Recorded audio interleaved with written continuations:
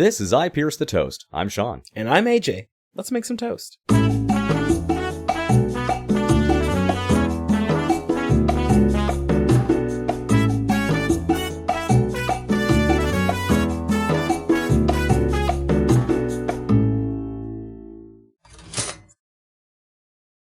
Welcome back to I Pierce the Toast. AJ, what's happening tonight? First of all, I'm gonna say, why are we still calling it I Pierce the Toast? I thought we had agreed, at least somewhat, that we were gonna go with IPTT. I no longer have a joke for this.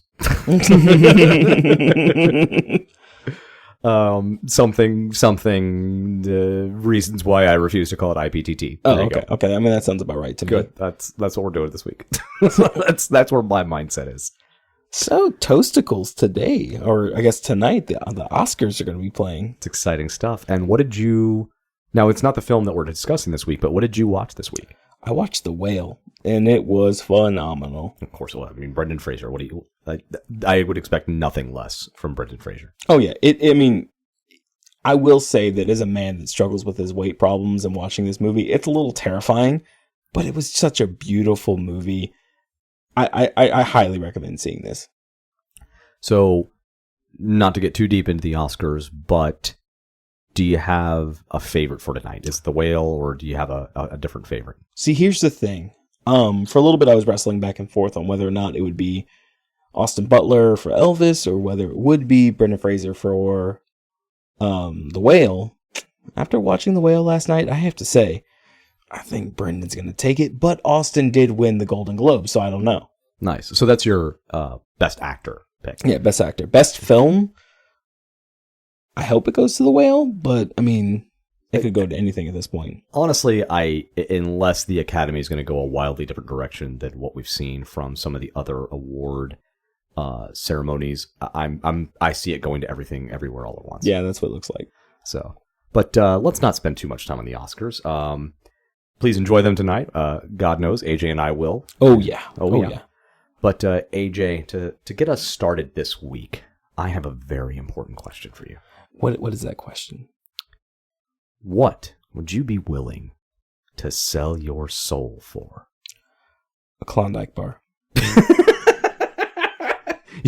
God, you're a cheap date. I mean, they said, what would you do for a Klondike bar? I mean, I guess I would sell it because they're sugar-free sometimes. They got the no sugar added ones. Okay, so you're willing to sell your soul for a Klondike bar based solely off the fact that they're willing to come with those different options. I mean, I have to buy a new pair of shoes anyway, so I'd rather just sell the soles. I see what you did there. Because, like, shoe soles. Swear to fucking God. Well, we're going to talk about a 1992 classic today. A movie called Stay Tuned. However, I am also going to call this movie Puns and Chekhovian Guns. It's so true. Because, dear God, this movie could literally have just been puns and Chekhovian guns, and it still would have carried perfectly fine. See, sometimes Sean chooses movies that I've never seen before, and I'm like, okay, I'll just wait till this happens. But whenever he was telling me about this, I was like, okay, it's only an hour and 29 minutes. I have some time. I'm going to sit down and watch it. And I thought it was going to be shit. I'm not going to lie. And then it actually turned out to be a really good movie. And we should probably preface, when we say really good movie, we don't mean Oscar worthy. No. It's just fun. Yeah, it's a fun movie. Fun movie.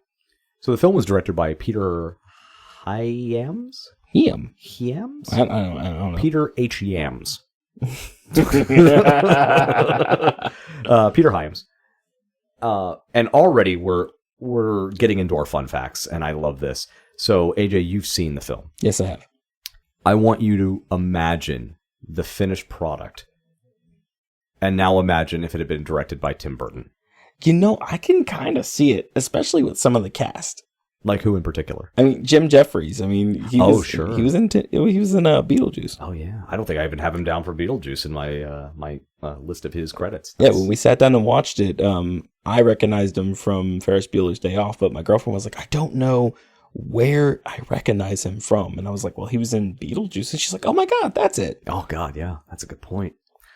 So he was originally tapped to play this and was offered the film, but he actually turned it down to direct Batman Returns instead. Really? Yeah.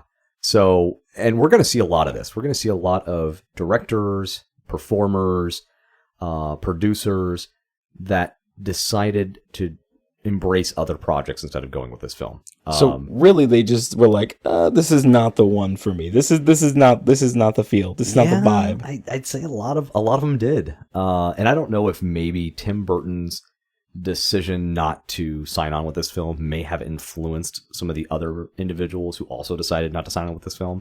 But it would have been a big deal if Tim Burton had been originally attached to this film and then later decided, you know what, this really isn't my kind of project.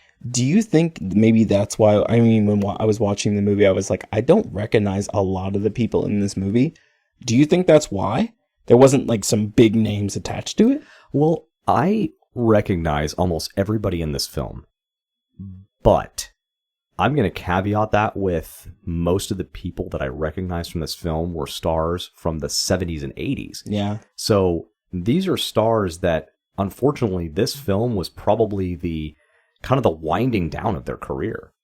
I mean, even Jim Jeffries, like you mentioned, we didn't see a whole lot from Jim Jeffries after this. I mean, there's probably a reason for that, but we're going to get to that. We'll get to that. But I mean, between 1992 and 2000, which is an event that you're actually making reference to, we still don't see a whole heck of a lot from Jim Jeffries. That's true. I think Mom and Dad Save the World is probably the only notable credit I can think of, and even that, not really a notable credit.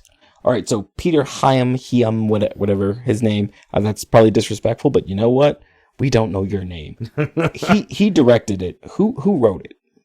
This was written by Tom S. Parker and Jim Genuine. Genuine? Like pony? it could actually be pronounced genuine based off this, but no, I think it's Genuine or Genuine. He was also the writer for, or both of them were also co-writers for Richie Rich, the one with Macaulay Culkin. I love that. The Flintstones, the one with John Goodman, and Major League 2, Charlie Sheen, Tom Berenger, quite a few names in that one actually. And also I should note that Peter Hyam, he was a director for Time Cop. Remember that one? No. With Jean-Claude Van Damme? Oh, no. Wait. No, the twin one is the one I'm thinking of, and it's the Time Cop. Double Impact is what you're thinking. Double Impact. I feel so pathetic knowing that much about his catalog. But yeah, no, I'm putting Time Cop on the list now. You might remember this one, The Relic. It actually stars Tom Sizemore. Wait, was that one about possession? I don't think so. I even looked up what The Relic was about, and it didn't ring bells for me, so I'm not really sure I remember this film, but I feel like I've seen it. It's one of those where it's like I think I'd have to give it another watch. It's kind of like Volcano. Like I think I watched it before my wife made me watch it again a couple of weeks ago, but I don't remember having watched it the first time, but then as I watched it, I was like, okay, this is all starting to come back to me. I feel like The Relic would be the same one. See, I love Volcano, so I I mean, Tommy Lee Jones, you can't go too wrong with Tommy Lee Jones. I mean, you could, but you really can't. Old Country or No Country for Old Men. I mean, come on. If you're a French fried potato, you can go really, really bad with him.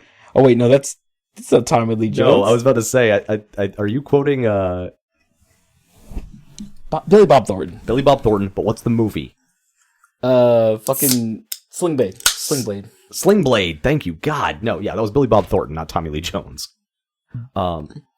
It was produced by James Robinson, and interestingly, his credits are kind of all over the place. Really? He produced Ace Ventura: When Nature Calls. I love that one. Right. Last of the Mohegans. What? Then Robin Hood, Prince of Thieves. So you have Jim Carrey, Daniel Day-Lewis, and then Carrie Ellis? No, Prince of Thieves, not Men in Tights. Oh, you mean what's his name? What's the shit? Yeah, from Costner. Kevin Costner. Yeah. So yeah, his credits are kind of all over the place because we've got this Stay Tuned, which is very much almost a throwaway comedy from the 90s. You've got When Nature Calls, which is a sequel, which of course never does well when you try to do one of these types of sequels. That's the better one out of the two, I think. From between that and the original, are you joking right now? I mean, you are fired from this podcast, sir. How dare you? We'll put that out there. Who thinks that the second one was? Who thinks Nature Calls was better than Ace Ventura, the first one? Start the chat on our Instagram. What's our Instagram again, AJ? It's a IPTT_podcast. Yeah, tell us on our Instagram what's the better of the two films, Ace Ventura or Ace Ventura 2: When Nature Calls. Okay. So let's get into the cast here, because this is I really like this cast, but then like I said, this is all stars for the most part who were more well known in the 70s and 80s. So unlike some of the cast that we might have gotten, who actually their careers kind of stayed through the 90s, most of these people, aside from John Ritter, we didn't really see a lot more of them outside after this film. So obviously right off the bat, starting with John Ritter, who plays our lead character, Roy Nabel. Most people are going to know him from Three's Company, 8 Simple Rules. He was in Bad Santa. I don't know, speaking of Billy Bob Thornton. Just in case that reference dies, because we probably put it on the editing room floor, we did mention Billy Bob Thornton earlier, and neither of us could remember his damn name. It's fucking true. But he was in Bad Santa. He played I think he was like the manager of the mall. Yeah, he was the mall manager. He was like responsible for hiring the Bad Santa. He was in the Problem Child films. Oh, those are so good. Oh, I miss the Problem Child films. Because it was just, we still have that trope of the kid that just refuses to play by the rules, but not like we had with Problem Child. Problem Child took that almost too far. That kid almost went too far with most of his stuff. He was evil. He was an evil little kid. That movie was one step away from being horror. And then he was also in the original It. Yeah, he was. Stephen King's It. So that was pretty awesome.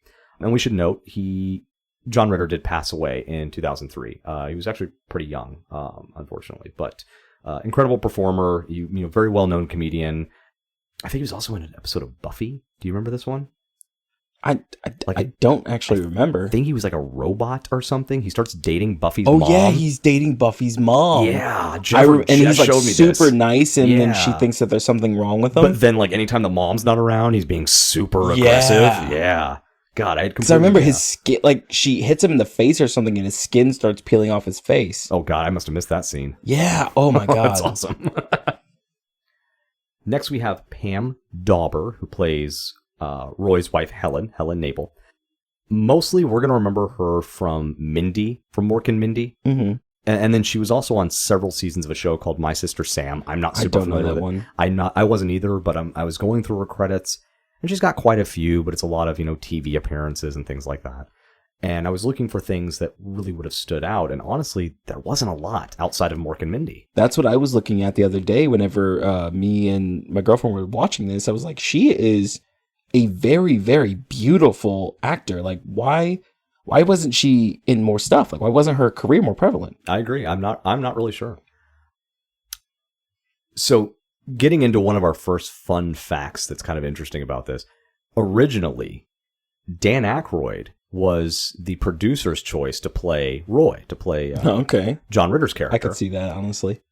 And then later, the studio, and I guess Dan Aykroyd turned it down, and then the studio was set to offer Roy and Helen to Richard Dreyfuss and Tracy Ullman. Wait, Richard Dreyfuss? Yeah, like I was trying to picture Richard Dreyfuss in this role.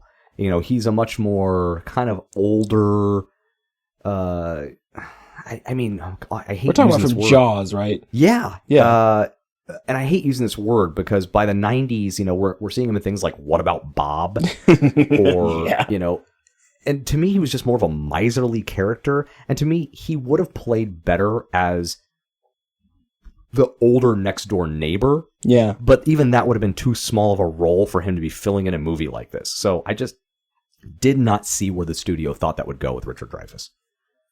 Tracy Ullman, I could see, though, because she is very hilarious. So that's the other problem, though. Helen, I didn't find her to be a funny character in this movie. She had some zingers, but they were much more, kind of sarcastic. I'm tired of this man. I'm more successful than this man type humor, whereas Tracy is so much more slapstick. Yeah, that's true. So I don't know. I mean, the slapstick was really John Ritter's thing in this movie, and the wife was more of the, oh gosh, there goes my slapstick husband type character. Okay, yeah, I can see why now. Yeah, and but that's not why they didn't get cast. The studio actually looked at the numbers, and to go with Dreyfuss and Ullman, it would have been, I think, like $50,000 more a piece. So they were like, well, let's go cheaper. Yeah, that was just a money decision, honestly. So this whole film was just, how cheap can we make this? I think so, yes. Okay, okay. I didn't look at how much it cost to produce the film, but there was clearly corner cutting happening. The other interesting part about Pam's involvement in this, Pam Dauber as Helen Nabel, she was apparently actually 5 months pregnant during this whole thing. Shut the fuck up. I swear to God. And how did they hide that? Forget how they hide it. How did she do that? Like, doing this type of film, because there's that scene with the wrestling. Yeah. Like, I can think of several scenes where it's like, being 5 months pregnant does not sound like an enjoyable experience while trying to do this film. Because even though she's not a super slapstick character in the film, she definitely has moments of physical comedy. And I don't know, that, to me, that's a hard job to do when you're pregnant. Oh, yeah. Next, we have Jeffrey Jones, who plays Spike. And so wait, not Jim Jeffries. Yeah, so just to preface, AJ and I are recording as we speak, obviously. And we can't remember if we might have accidentally been saying Jim Jeffries, because that's also a JJ alliteration. However, Jim Jeffries is a current Australian comedian, whereas Jeffrey Jones is a former 1990s, 1980s actor.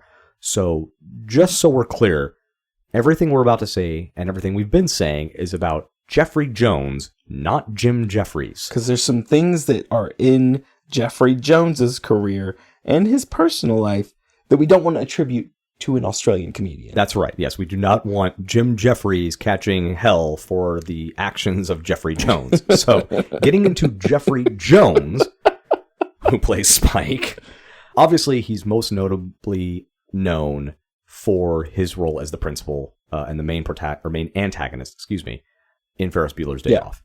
But as you mentioned, he was also in Beetlejuice, Ed Wood, Howard the Duck, Amadeus. I love that movie. So good. Mom and Dad Save the World. And then one of my personal favorites, The Devil's Advocate. Yeah, he gets killed in that one. Yes, he does, in a really awful way. Now, this is where we're going to address the elephant in the room. And trigger warning for anyone in our audience. This does include assault, child assault, and child endangerment. In 2002, Jeffrey Jones was arrested for child pornography and solicitation of a minor to pose for nude photos. My understanding is I don't think he spent any time in jail. I think he mostly got probation. He may have violated his probation and went to jail. I'll be 100% honest. I didn't really want to dig into it. I know in 2002, Jeffrey Jones was discovered to be a incredibly problematic human, and that's really all I care to say about it. From this point forward, obviously, we still have to kind of talk about his character, but that's where we're going to limit that. There's not going to be a whole lot more discussion about Jeffrey Jones as a person, because as far as I'm concerned, we're going to try to separate his role in the film from the individual, and we're not going to give that any more airtime. Well, the thing that also kind of sucks, just touching on this for a second, is that he did have another role after this all came about in the show Deadwood. Oh, did he really? And he was actually he was good in that show. And I remember watching this and going, should I be enjoying this role? Because I swear, you and I could probably do an entire 1-hour podcast of just you and I discussing the morality and ethics behind separating the artist from the art. Maybe we should do that at some point. Would you guys enjoy that? Would you guys enjoy hearing like a special, I don't know, it wouldn't be a schmeckin' at that point. I think maybe be some burnt toast or something like that. Burnt toast, yeah. Burnt as hell. Something like that, where we just kind of discuss the morality behind separating the artist from the art. I don't know. You guys tell us. Tell us on our podcast. Remember, it's IPTT_podcast. For Instagram, right? Yeah, for Instagram. For Instagram, yeah. So next we have David Tong. He plays the son, Daryl Nabel. Most notably, I remember him as Whitey from Pleasantville. But apparently he was also in Swing Kids, and he's had a slew of TV credits. I believe he's still acting to this day. So he's really, he's still totally doing work. But nothing huge or notable. No major projects where he's going to be the main character or person that we're really going to recognize. Nothing that's really in the forefront of the American conversation right now. But still totally hooking and jabbing when it comes to appearing in film and television. Next, Heather McComb, the daughter, Diane Nabel. She's mostly been a television actor. She's had recurring roles on Ray Donovan, Prison Break, American Gigolo, the TV series with John Bernthal, not the film with Richard Gere.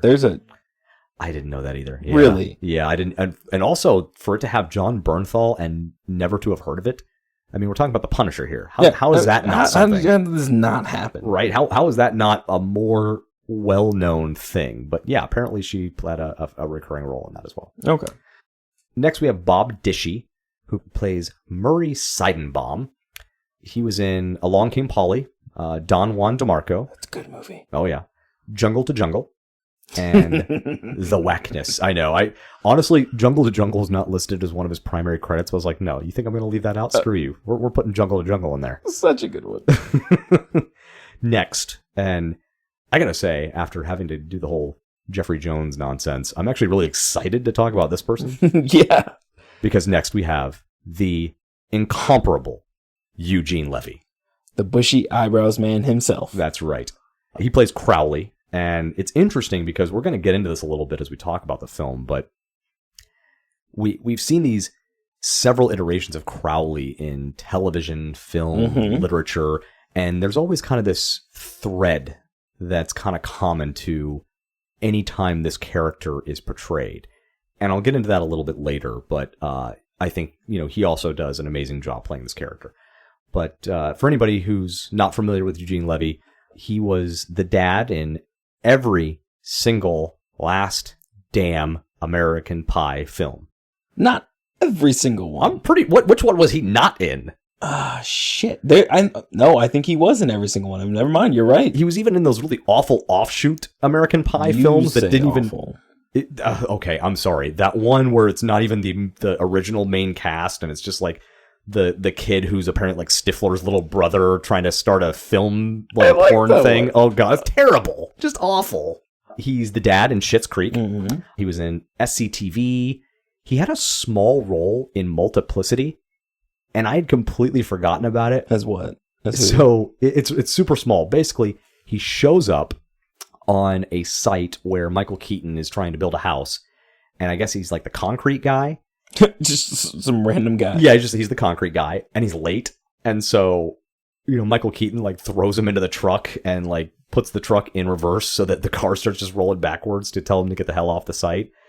And it's just classic Eugene Levy, very kind of nerdy, nervous energy, but fun physical comedy. Very, very much what we expect from Eugene Levy. It was a lot of fun. I don't know. I liked it. And then we have Eric King. But hold on. Before we move on, you want more? You want more Levy? You're gonna totally gloss over the fact that he was in Bringing Down the House with Queen Latifah. Oh my god! Why would? That was literally one of my favorite roles with him. That was your favorite Eugene Levy role. It was fucking hilarious.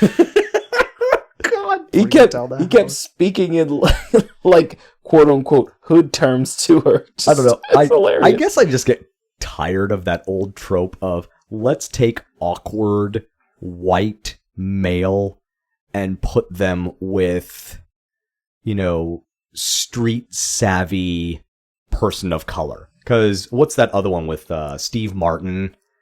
It's Bringing Down the House. Oh, that's right. Yes, okay, that's what exactly I'm thinking of. What's the other one that's exactly like that? Where Sinbad shows up, but House Guest, because he's not the same guy. Yeah, he's pretending to be, but it's still very much that trope. And I don't know. It's fine. It can be a lot of fun. But to me, I get tired of it. It's like, just stop. No. I'm going to tell you right now. He tells Steve Martin at one point to relay a message, and the message is the cool points are out the window, and you got them all twisted up in the game. That shit is fucking hilarious to Is that me. a direct quote from Levy? A direct quote. Shit is hilarious. Because doesn't Levy wind up with Queen Latifah in the film? does. Oh god! Can you imagine that coupling? Like everything else I set aside, I would ship the fuck out of Eugene Levy and Queen Latifah. I would love that relationship to take place. So you can't just discount this movie and leave it out if we're talking about Eugene Levy. I'm so glad you brought that movie up. Even though I hate the trope, I love that you brought it up. So next we have Eric King. Ooh, Dokes. Yeah, Dokes, yes. He plays Pierce in this film, but as AJ mentioned, most people remember him as was it Sergeant Dokes or Detective Dokes? Sergeant Dokes. Yeah, right? I think it's Sergeant Dokes. Yeah. I mean, either way, Detective He was the Sergeant. really big, buff, bald guy in Dexter that was constantly trying to figure Dexter out. Yeah. Like, he always thought there was something off about him and just was constantly harassing him. And then even at one point, I think they made him not the ice truck killer, but whatever they labeled Dexter as. Yeah, I forget exactly what it was, but they were pinning it on him. Yeah, they pinned it on him. What was this? His serial killer name? The Ice Pick Killer? No, that's No. the actual killer. that's a real killer. Oh boy, this podcast went to true crime quick. But yes, and he was also a national treasure. He was one of the FBI agents, and he's obviously had various TV appearances. But I think, as you noted, Dexter is his big standout role. It's what we all remember him Yeah, from. everyone knows him because he's a meme now. Surprise, motherfucker! Surprise, motherfucker! Hot fries, motherfucker! Supplies, motherfucker! I love that guy. Yeah, if you're listening to this and you've never seen that TikTok, just go ahead and pause us real quick. We're fine with it. It's okay. Yeah, Pause 100%. us and then go find the guy that stitches Dokes saying "surprise, motherfucker" with just as many different variations that sound similar to "surprise" as possible. It's absolute It's so comedic great. gold. It's amazing. I watch it at least once a month. And then finally, and I'm literally only mentioning this person because he's such a bit role in this, and there's honestly not a huge reason to mention him. I'm only mentioning him, Don Calfa, who plays Wetzel, and I'm only mentioning him because he's the guy who kills Bernie that sets off all of the events that take place in Weekend at Bernie's. So this motherfucker is responsible. This guy. So he has no other net-worthy roles. It's literally just the motherfucker. He's got plenty of roles. He had done a lot of film and television. Because he has a very unique look. He's got kind of bulgy eyes and kind of looks crazy all the time. And he can also kind of pull off kind of weaselly and submissive. But yeah, he's got plenty of roles. It's just I wanted to mention him because I see him and I'm like, yep, that's the guy that killed Bernie. Yeah, now we got the dance. Now we got Bernie.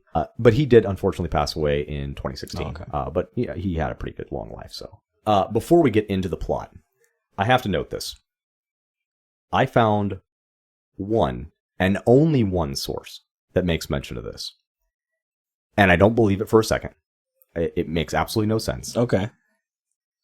On tvtropes.org, and yes, I'm going to use their website because I think they need to be called out for having this out there. Because there's misinformation, and then there's this nonsense. Tried to suggest that Ronald Reagan was The considered... the actor? You motherfucker. I know exactly what you just did, you son of a bitch.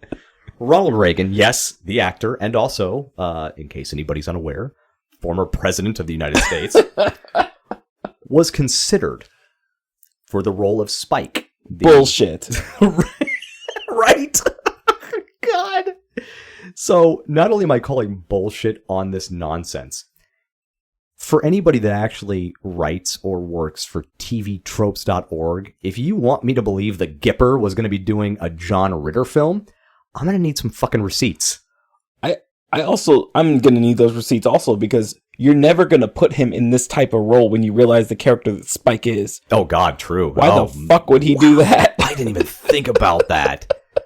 Like, you almost wonder, is this just somebody trolling? Because, obviously, I don't want to get too deep into the politics, but Spike is kind of like the main demon in this movie. And they're saying, well, Ronald Reagan was going to play it. So you're not only want to convince me that Ronald Reagan was going to be in a throwaway comedy from the early 90s after his presidency was done, but also being cast as a demon. Come the fuck on. No, I don't believe this one. I don't believe this one I call for a fucking bullshit. second. Yeah. Some of all these other ones, there multiple sources confirm that, Dan Aykroyd was initially considered, Tim Burton was considered, but just this one and only one source. And I looked because I was like, come on, there's got to be more of this if this is true.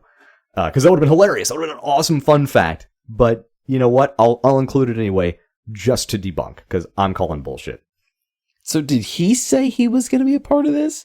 Or Ronald Reagan? Yeah. No. This is just tvtropes.org trying to convince us all that the Gipper was going to be in a John Ritter film. Fucking, it was nonsense. It's bullshit. So, let's get into the plot. We start our story with a man in black showing up to the Seidenbaum residence. We're not given a lot of context, just a man in a dark coat and a big dark hat. And he comes and he says he has an offer they can't refuse. No. We're going to rewind for a second, because I watched this fucking movie. All right, what do you got? No, this movie starts off with a fucking outrageously sized bowl of popcorn that Mr. Seidenbaum is making. Because I looked at that and I was like, who the fuck needs that much popcorn? You really want to get into what the Seidenbaums were doing before the actual plot came into play? Yeah, because that bowl of popcorn was huge. Interestingly enough, that bowl of popcorn will not be one of our Chekhovian guns. There's nothing comes back for popcorn. That's it. That's the only time we really talk about popcorn. No, I even wrote this down when I was watching the movie. I was like, no, fuck this. We're talking about this big ass fucking bowl of popcorn. Oh, God. So Roy and Helen Nabel are our main characters. And yes, I know that's strange that we're basically going from talking about the Seidenbaums to right into Roy and Helen. But there's a reason for that. Okay. Clearly, the writers of this film didn't want us to get the plot all at once with the Seidenbaums. We want to learn what's happening through Roy and Helen, and the Seidenbaums will come back later. We'll discuss them more in the future. The story is narrated by their son Daryl, and he's a reliable narrator, but a naive narrator. Very teenager trying to kind of figure himself out type thing. Also not super compelling. There's not a lot of depth to his character. He's just nerdy kid, likes electronics, because in the 90s liking electronics was nerdy until we all started getting computers and game consoles, and then everybody was an electronics nerd. I got the impression that they really couldn't afford Macaulay Culkin, and that's why they hired this kid. Oh wow, probably. You know what, I didn't find that in any of my research, but if somebody told me that, I would definitely believe it before I would believe Ronald Reagan was going to play Spike. No, I mean, he kind of looks like Macaulay Culkin in He does. Pagemaster. You're not wrong. He definitely has a Macaulay Culkin look to him. You're absolutely right. So we immediately realize that the tensions between Roy and Helen are high. And those tensions are kind of just overtly explained by the narrator, which, not a lot of trust in the audience. But again, throwaway 1990s comedy. That's how this is going to be. We're immediately introduced to the fact that Roy is an obsessive TV watcher. Like, that's what the man does. He goes to his crappy job selling plumbing supplies, and then he comes home, he sits down for that TV, and he doesn't move until, I don't know, clearly wee hours in the morning, because we see a couple of scenes where the wife is coming in and saying, hey, are you coming to bed tonight? And he never is. He's always going to watch more TV. Well, he also, it seems he has kind of this obsession with TV in a way that he starts reenacting some of the scenes in there. Because at one point he pulls a sword off the wall and he's reenacting something. And we've just encountered our first Chekhovian gun. Ah! I feel like we need a noise for that. So our first Chekhovian gun, thank you AJ, is the swords on the wall. There's swords on the wall, and as you mentioned, Roy pulls one off and is playing with it. Later, when we get introduced to Spike, he's going to touch these swords and kind of show that he has some proficiency with them as well. But they are going to come back, and they're going to become very important to not even driving our plot, completing our plot, to be perfectly honest. It's going to be a help with our story completion.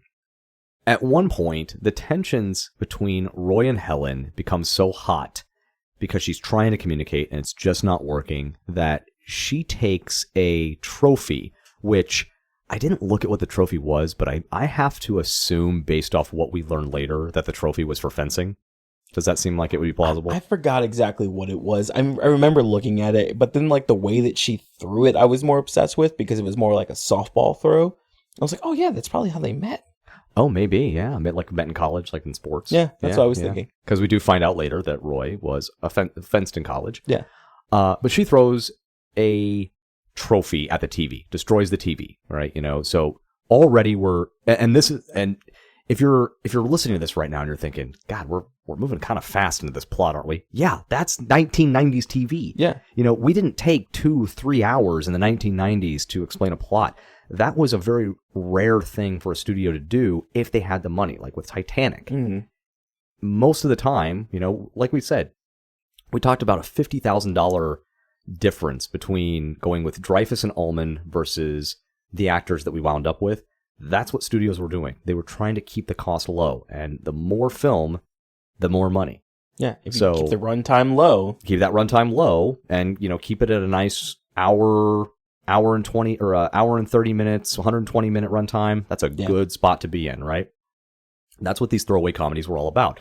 They were all about getting a product out that could bring in more money than it cost to put into it. And we see a lot more of that, starting in the 2000s, where we see those garbage straight to DVD, and it literally became a trope, straight to DVD. Yes. It was basically telling you this film was not meant to be a good film. It's garbage. It's just a money grab by the studios. And that's what they were. But not this film. This film did actually play in theaters.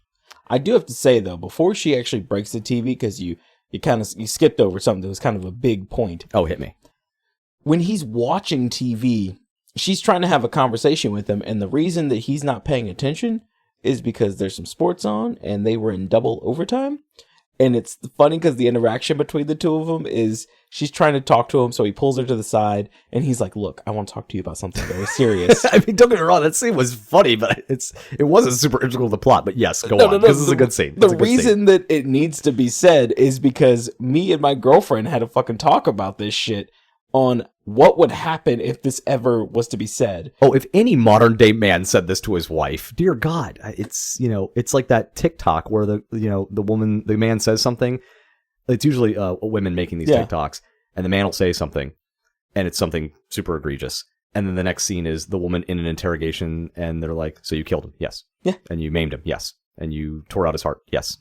Well, I mean, the way he did it was such a dick thing to do. He pulls her over to the side, looks like he's going to say something really serious, and he's like, I want you to take this, and I don't want you to be mad, but we're in double overtime. Can you imagine saying that to her? And that's when she throws this thing into the fucking TV. So yes, that is the reason. That's what led to the tensions being high. Unfortunately, that doesn't really come back for us, though. This whole double overtime thing. That's not one of our Chekhovian guns, but the swords, yes, and a couple other things that we're going to mention as well. So Roy then has to settle for watching, and I don't even know how to describe this for younger viewers, but today, if you're watching on your home flat screen, right, and you want to continue watching, you can just watch on your phone, right? Well, in the 1990s, we weren't there yet. So when the TV, which is not a flat screen, because I don't even know if there were flat screens in the early 90s yet. There might have been, but they were probably... There were some, but they were still like huge. Right. They weren't even, they were like, the screens were flat, but they were still big in the back. Yeah. When the TV gets destroyed, he has to settle for basically what is a portable TV that he then places on top of the destroyed TV. And even the portable TV is still pretty big. Like, by today's standards, you're probably thinking of something like the size of a slightly smaller all-in-one computer. It kind of looked like it was maybe like a 12-inch. Yeah, so it's TV, smaller than a regular TV, but it's still bulky. It's still like it's like briefcase sized, I'd say. That would be a good way to put it. Slightly thicker than a briefcase, obviously, because you need some screen size there. But it's a very small device comparatively to the big TVs of the time.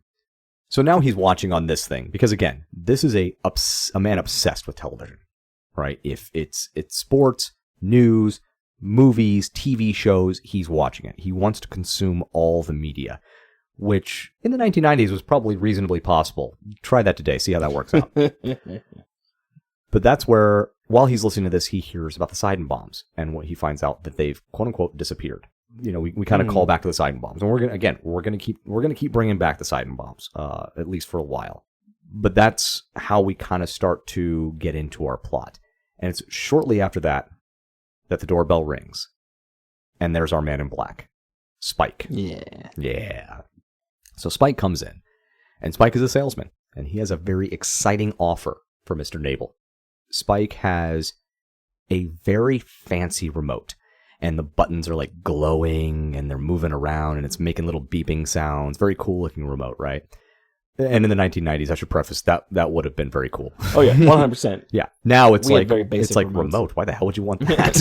Just do it from your phone. But he hands him this remote, and that's not the only thing. He also talks about a big, brand new television center. So it's the whole package.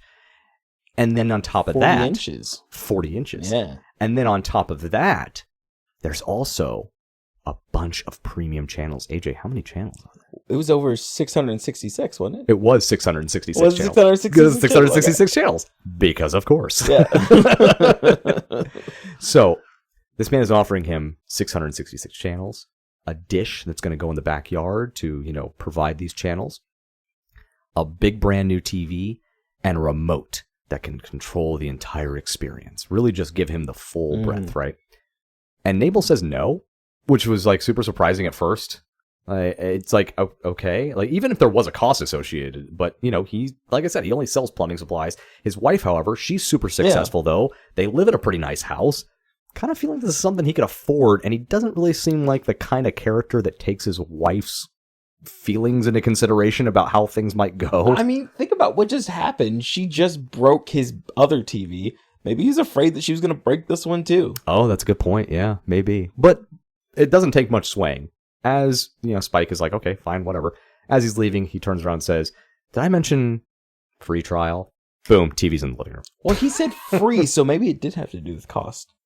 It must have, because as soon as he heard it was a free trial, he was all in, and that's when we see the TV, and it's actually a really nice set too. Even by today's standards, it's got like these really cool big speakers like built into the side. It's actually a fairly big TV. It kind of comes with its own little television stand console, and it's like, man, this is like pretty nice. Try carrying that big ass thing around though. Oh god, that thing weighed like 600 pounds. I will say that is one of the greatest innovations when it comes to television in the last 30 years is the fact that we don't have to hold those damn things around anymore. Dear God. And one thing I do want to mention, earlier, AJ, I asked you, what would you sell your soul for? And Klondike bar. Yes, I remember. There's a line in this film, and it's specifically Spike. Some people would give their souls for a system like this, figuratively speaking. Just sign here, and we're in business. So I don't know if this is him actually saying that that's the contract, that you're giving your soul for this, but it seems to be insinuated. Yeah. Suggested. One of my thoughts here, and just to kind of step outside the plot for a minute, one of my thoughts here is, why do evil characters from this time period always have to cackle as they exit? You ever notice that? I cackle as I leave your house all the time. I mean, I get it. It's kind of a thing, But that's what's happening. As he makes this sale, they get the TV set up, and he's like, "Enjoy your new system, Roy." And then he gets in his car, and he's heading towards a dead end, which Roy, I think, tries to yell at him and tell him. It's a dead end. Yeah, it's a dead end, which of course is going to open up to a portal to hell, because that's where Spike is from. That's the big reveal. But obviously we know what this film is. That the very beginning, literally, stay tuned. The little cartoon moniker is a little devil. So we knew where this was going. But he goes into a hole that opens up in the ground where it's like red fiery steam coming out of the ground. Clearly, he's going to hell. But the whole way, he's cackling, just laughing maniacally. And I just don't understand, like, who's in their car doing this? He's by himself. No, he had a driver. No, he didn't. I'm pretty sure he did. No, he's by himself. Was he? Yeah. He's just in this car by himself, cackling to himself. Even if he did have a driver. Who's cackling in the back seat of their car with their driver up front? Like, imagine getting into an Uber and you and me do this. Like, I don't know what you're talking about. Because we're talking to each other and laughing at jokes that get presented. We're not just randomly getting into Ubers and just cackling all the way with absolutely no context. That's terrifying. How many times have we gotten into your car and just said, hee, and then just started fucking giggling? There's no context. There's the tee-hee is the context. How dare you? That is the context. I mean, I get where he's coming from. I'm just saying that. So, Helen comes home to find this monstrosity, right? And obviously is not happy. This is where she decides she's going to leave. And we could go into all the details of how this all plays out, but the simple explanation is she goes outside because Roy is out there trying to fix the dish because something's messed up with it. And she's trying to fix this thing. He's trying to fix this thing. She's mad, so she starts trying to bang on the thing with a shovel. They get sucked in by the dish. The dish literally pulls them into, this world. And what we're about to find out is that this is now the deal. And I'm gonna explain the deal now before we get into, before everything else. The deal is basically you get 24 hours.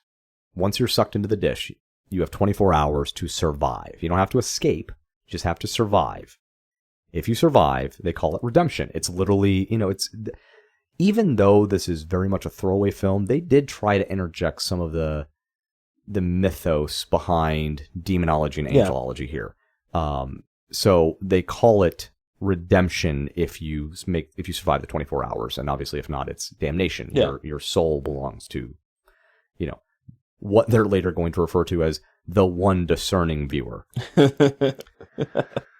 Or one demanding viewer. That's what basically, whoever signs the contract, they get pulled in, they can redeem themselves. Exactly. The person who signs the contract can, and I'm glad you phrased it that way, because that will come in later.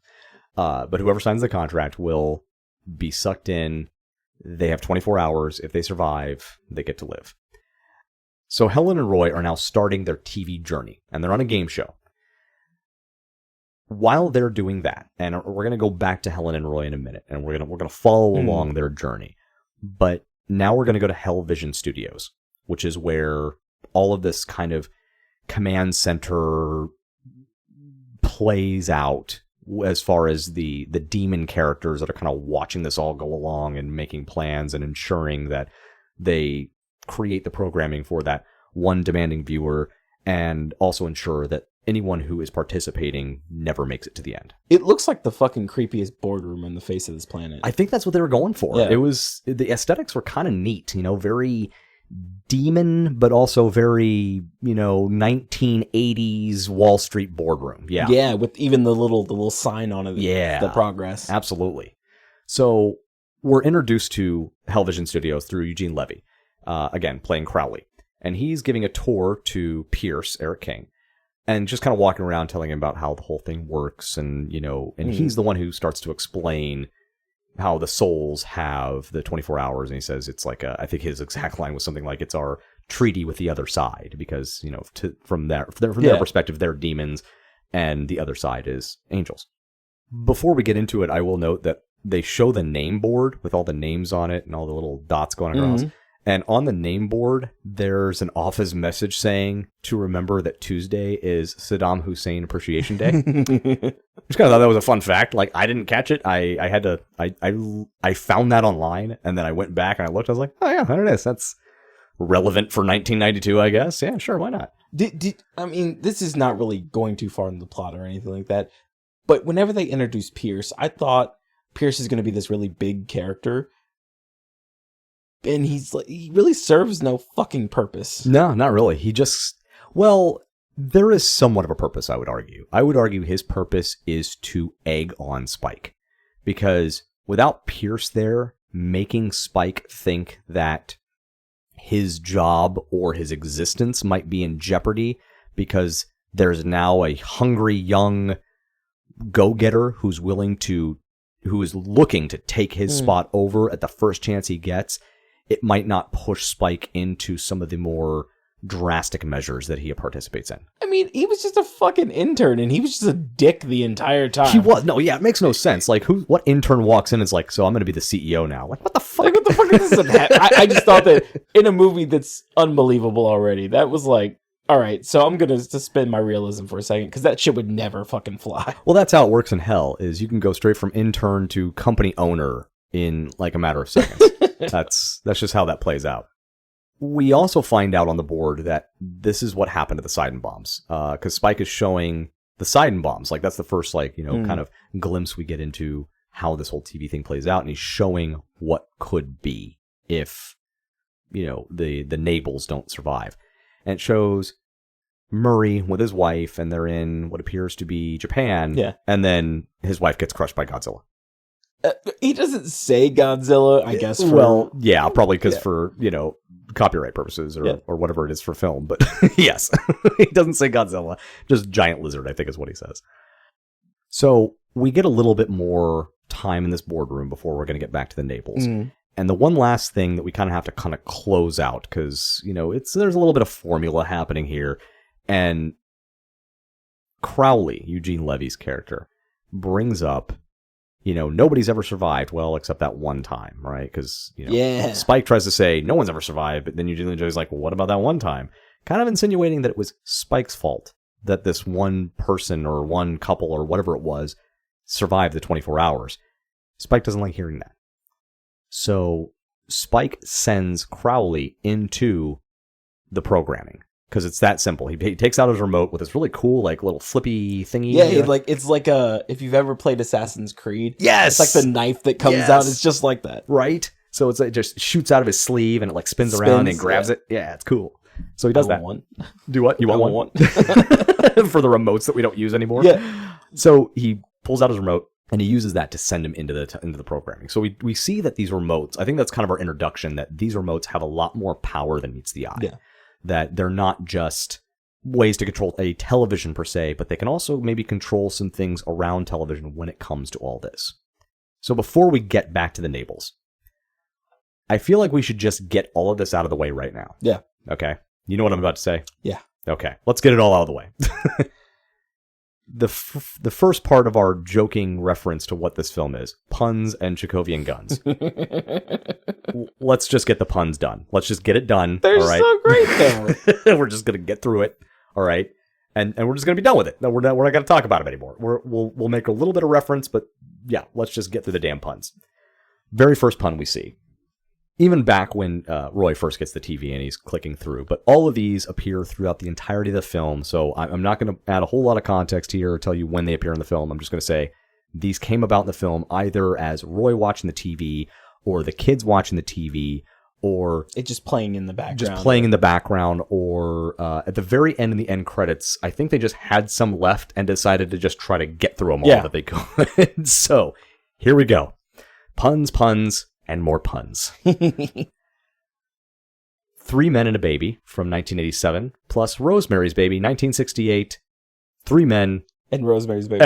I actually wrote that one down too because I was like, that's fucking hilarious. I love that movie. In the late 80s, early 90s, there was a show called Totally Hidden Video.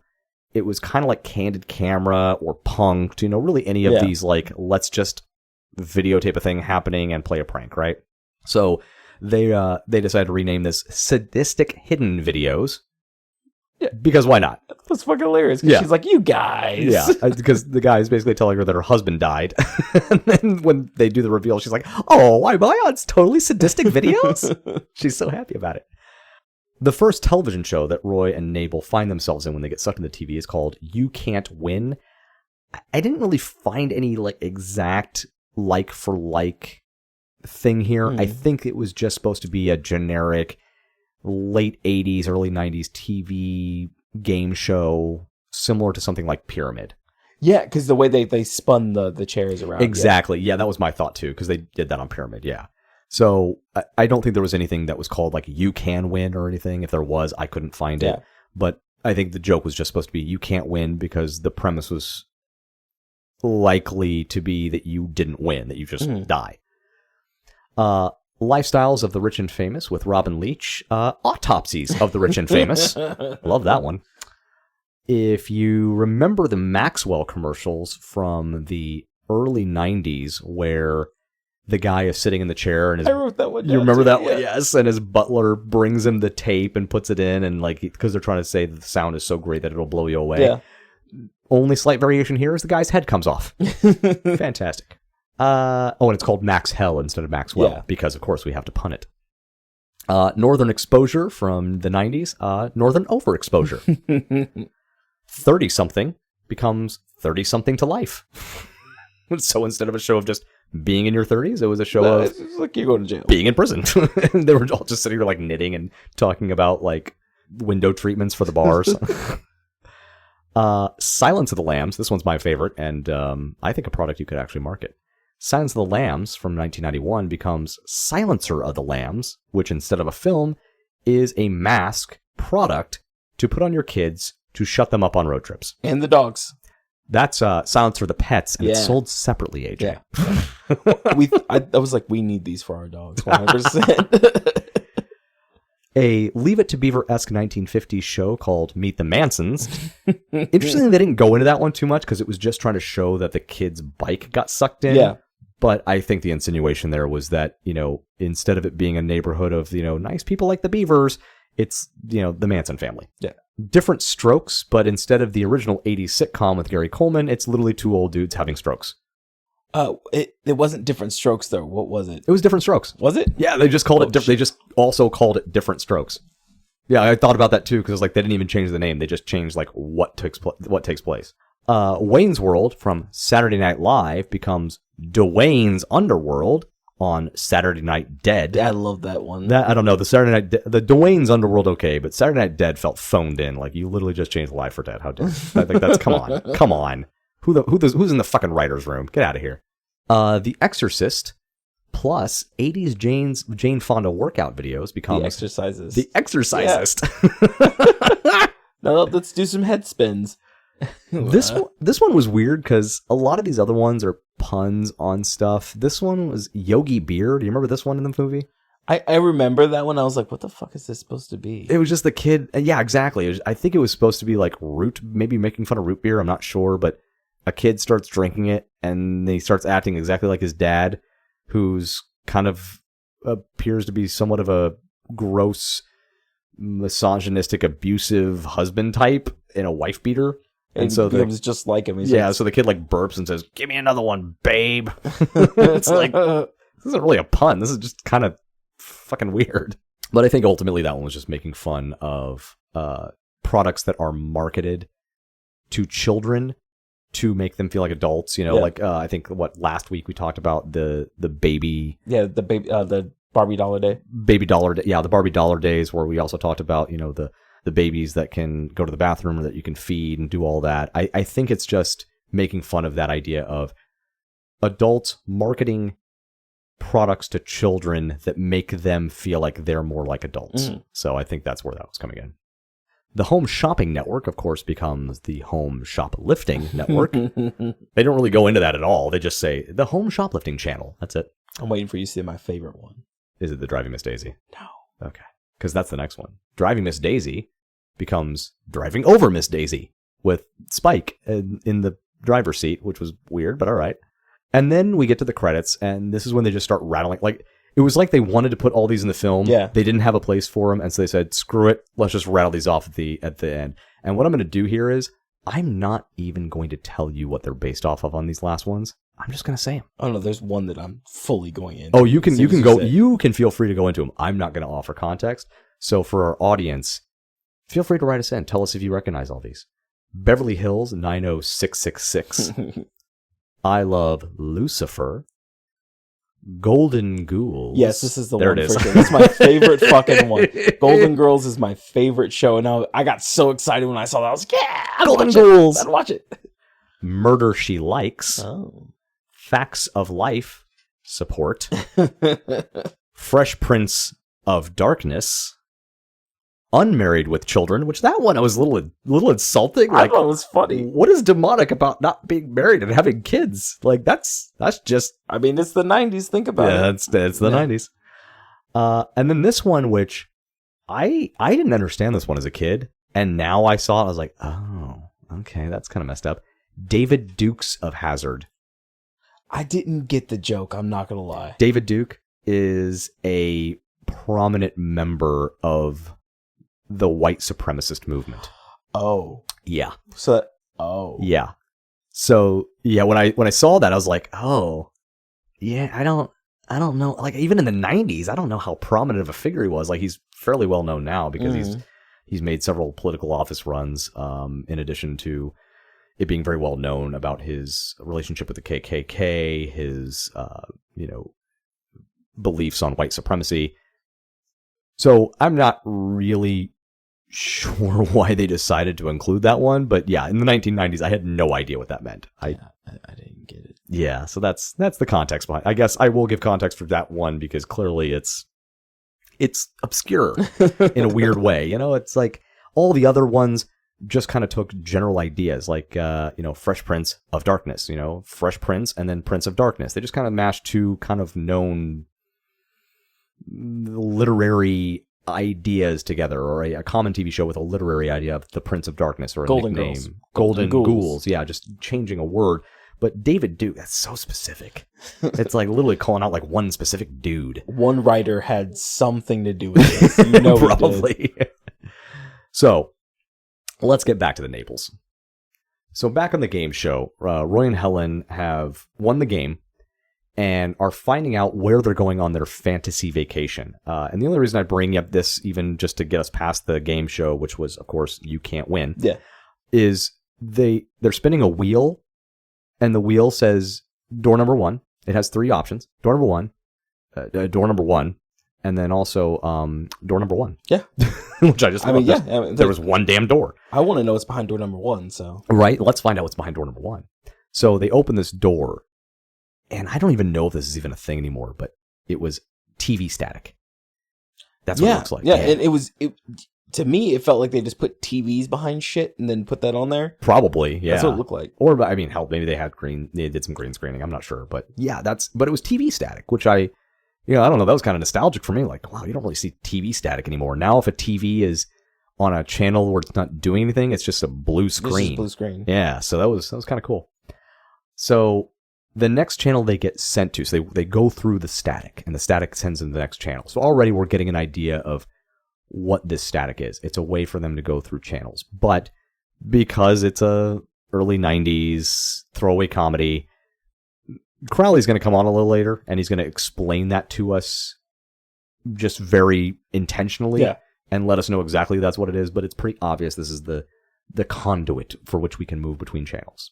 So the next they get sent to is a professional wrestling channel. I love this one. And I like this because this is where we start to see them sprinkling in the mythos here and there of different demonic figures through history and literature, because they're wrestling a duo called the Gorgons. Yeah. And AJ, do you know what Gorgons are? Yeah, they're mythological creatures in Greek mythology. Yes. Yeah. And who's the most famous Gorgon? That would be Medusa. Yes, Medusa. Now, what's weird is neither of these two have any kind of Medusa look about them. Well, they don't look like Gorgons at all. They don't. Yeah, they have no Gorgon-esqueness about them. Esqueness. I'm going to write that down. Esqueness. I like that. You're so pretentious.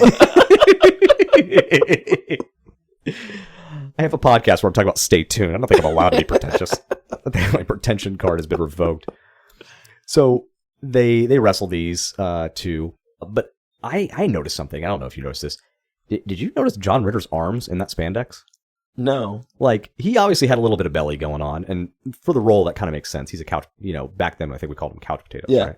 So he's not supposed to be a super in shape dude, but I look at his arms, I'm like, dude, Ritter had some pythons, man. I was not paying attention to that. Oh, yeah. I'm going to have to go back and look at that. Oh, dude, I was like, man, Ritter must have been lifted some weights or something. Like, it's like I'm wondering, because, there's some scenes in the end where he has to be pretty physical with some swordplay. Yeah. So I almost wonder if that may have beefed his arms up a bit, because, yeah, his arms look good. I was impressed. I was like, good for you, Ritter.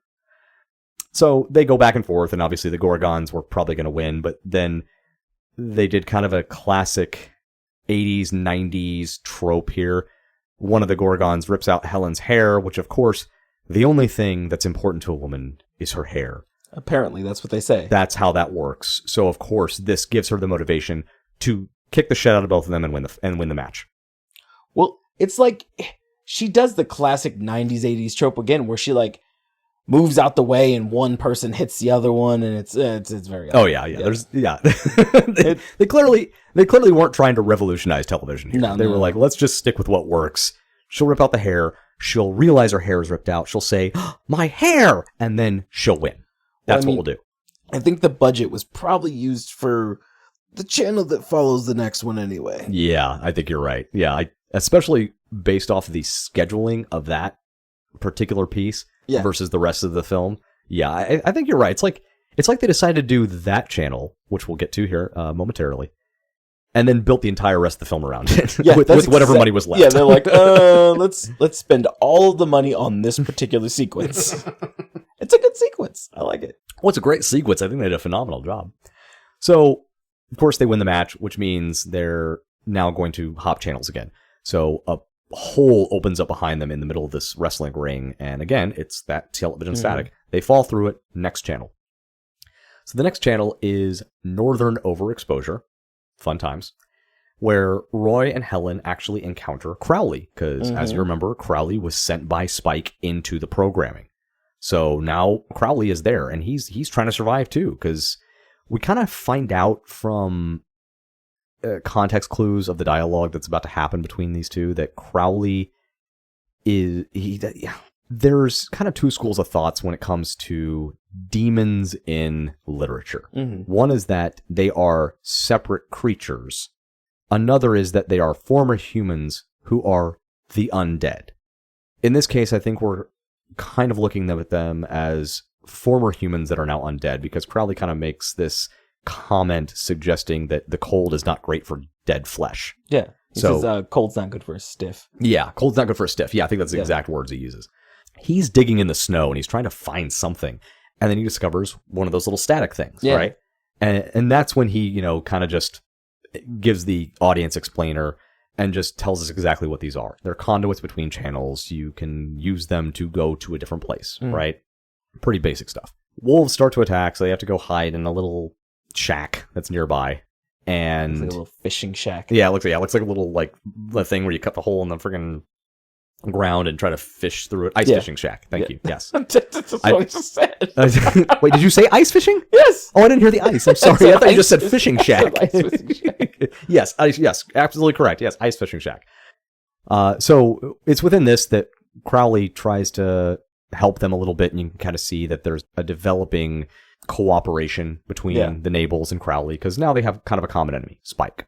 Spike sent him into the programming basically to be ripped apart, and the Nables are trying to survive, so they have a common goal that they're working towards. And it kind of seems like, I don't know if you caught this as well, there's some tension between him and Spike even before this. It seems like he's got some type of grudge. Something, yeah, totally. Like they've been maybe working together too long, or honestly it might just be Crowley's had to kiss Spike's ass for too many years, and he's just fucking tired of him.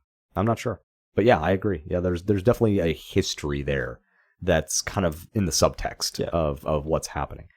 So Crowley, opens the door to this ice fishing shack and immediately gets attacked by the wolves. And he kind of calls out to them, says, "Hey, you go ahead. I'm already dead. Save yourselves." Yeah. Right. And that's not the last we're going to see of Crowley, thankfully. But that's what happens to him. And then while they are trying to figure out what they're going to do next, and eventually they just wind up taking the shack and pushing it over to the hole that Crowley dug, we see Helen once again save Roy. And this seems to be kind of an interesting thread here, because early on, some of their problems that they talk about is Helen accusing Roy of being threatened by her success, because she is a vice president of marketing or something at her job, something pretty big, where he's selling plumbing supplies and he doesn't even like his job. He's very unhappy with it. We're meant to understand that he's very demeaned by his career. And this is the second time she's had to save his ass. And I think we're doing that on purpose. I think we are showing Helen as somewhat of the more dominant, protective figure within their dynamic. Because later when Roy finally steps up, we'll get to see him start to take some of that control and be that. It's a somewhat misogynistic trope, but you kind of see it develop where she's the one that keeps saving his ass. And then in the next scene, which the one where they spend all the budget, I think we start to see where Roy starts to kind of step up and be more of the quote unquote man of the house that Helen wants him to be. Now, do they ever address what she keeps saying in the movie? I don't remember the conversation where she does say, you're threatened by my success. I don't think there's ever a point where they explain why he is the way he is. No, I don't think so. I don't think we get that kind of character development out of this. No. There's no moment where we find out there was some single event or some catalyst that drove him to stop being the quote-unquote man she once loved and instead become this kind of lazy couch potato, no ambition having slob. Yeah. So no, I think you're right. I don't think there is any kind of plot driver behind that. Yeah. I think we're just supposed to come into this with the assumption that this is the way things are, but things can be better. Okay. Before we get to the next scene, which I plan on spending way more time than necessary on, but there was a couple of references that Crowley gives when talking about Spike, which I thought were a lot of fun. I think that Mephistopheles, am I saying that right? Yeah, Mephistopheles. Mephistopheles of cathode ray. Yeah. I just like that because, I mean, in this day and age, how many people would know what a cathode ray is? Not many, because we don't really have TVs that involve we don't. Yeah. TVs aren't built with cathode rays anymore, so it's just interesting. But obviously, Mephistopheles, that's what, German folklore demon? Yeah. So depending on where you go, Mephistopheles can also be referred to as Satan, but usually he's like his own character. Okay. And even like kind of being nerdy, Marvel has his own Mephisto. Oh, based really? off Mephistopheles as well. Nice. And then he also refers to him as Big Brother to the Undead. Yeah. Which I thought was also cool because that's kind of a reference to the book 1984. Yeah. He's Big Brother because he is the CEO of Hellvision, watching over everyone and trying to control what everyone does and thinks and acts and feels. So it's kind of cool. So from here, we actually go back and we start to check in on the kids. Daryl is out back and he's doing something. I don't know what it was, but his bike gets sucked into the TV. He doesn't really think much of it because he can't really convince his sister of this. I mean, you'd think he'd be a little more freaked out by this, but he wasn't. Yeah. He was just kind of like, oh, sure, things getting sucked into the dishes. This is fine. Bet if they had Macaulay Culkin, he'd be a little bit more freaked out. Well, yeah, he would have slapped his face and yelled, ah! But no, we didn't get that with Macaulay. We got great value, Brandon Macaulay. So, so the sister is dismissive, and then he's watching this TV when Meet the Mansons comes on, and a kid comes riding up, and this is, the Meet the Mansons is supposed to be a 1950s-esque, and this kid comes riding up on his 1990s BMX bike. And it's like, wait a minute, that's my bike. So he tries to tell his sister, and the sister, again, dismissive, like, so you saw a bike that looked like yours on TV? And the kid's like, looks like my bike. That's my bike. And the only reason I'm even really bringing this up, aside from it's a somewhat of a plot driver of this kid's kind of on his own mission to have to break his sister's disbelief that this is happening. Yeah. That becomes a very small subplot of. But it keeps going back and forth. Yeah, he has to keep going back to her like, hey, my bike got sucked in. No, it didn't. Hey, I saw my bike on TV. No, you didn't. Like, he has to try to break her of her skepticism. Yeah. So he keeps trying to break her of that skepticism, and that becomes his little side mission. But that bike apparently is a 1991 Dino Detour. Ooh. That was given to the production company to be used by GT Bicycles. And then I think it was 7 or 8 years ago in 2015, the bike was found at a prop company's scrapyard in Canada, close to where the movie was filmed. And then it was handed over to a private collection, and now the bike is shown at local BMX shows so that others can enjoy it. That's fucking stupid. Am I? Okay, so I'm not wrong here. Is that not weird? Like, it's a fucking bike. It's a random bike from a throwaway 90s... I've said that so many times now. I feel like such a piece of shit. But it is. It's a throwaways 90s comedy.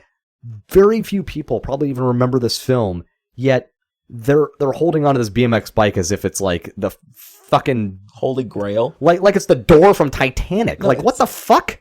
It's like, no, this is the bike they rode in Easy Rider. No, this is the fucking bike from Stay Tuned. It wasn't even in the X Games, if you know what the X Games were. That's probably what it was, is the BMX riders don't really have that much anymore. They don't have the fucking X Games. They don't have these old competitions. Wait, what happened to the X Games? It's not really a thing anymore. I think know they that. still have it, but it's not big. Gotcha. All right. So yeah, I'm glad you said that, because I thought the same thing. I was like, it's not that important of a piece.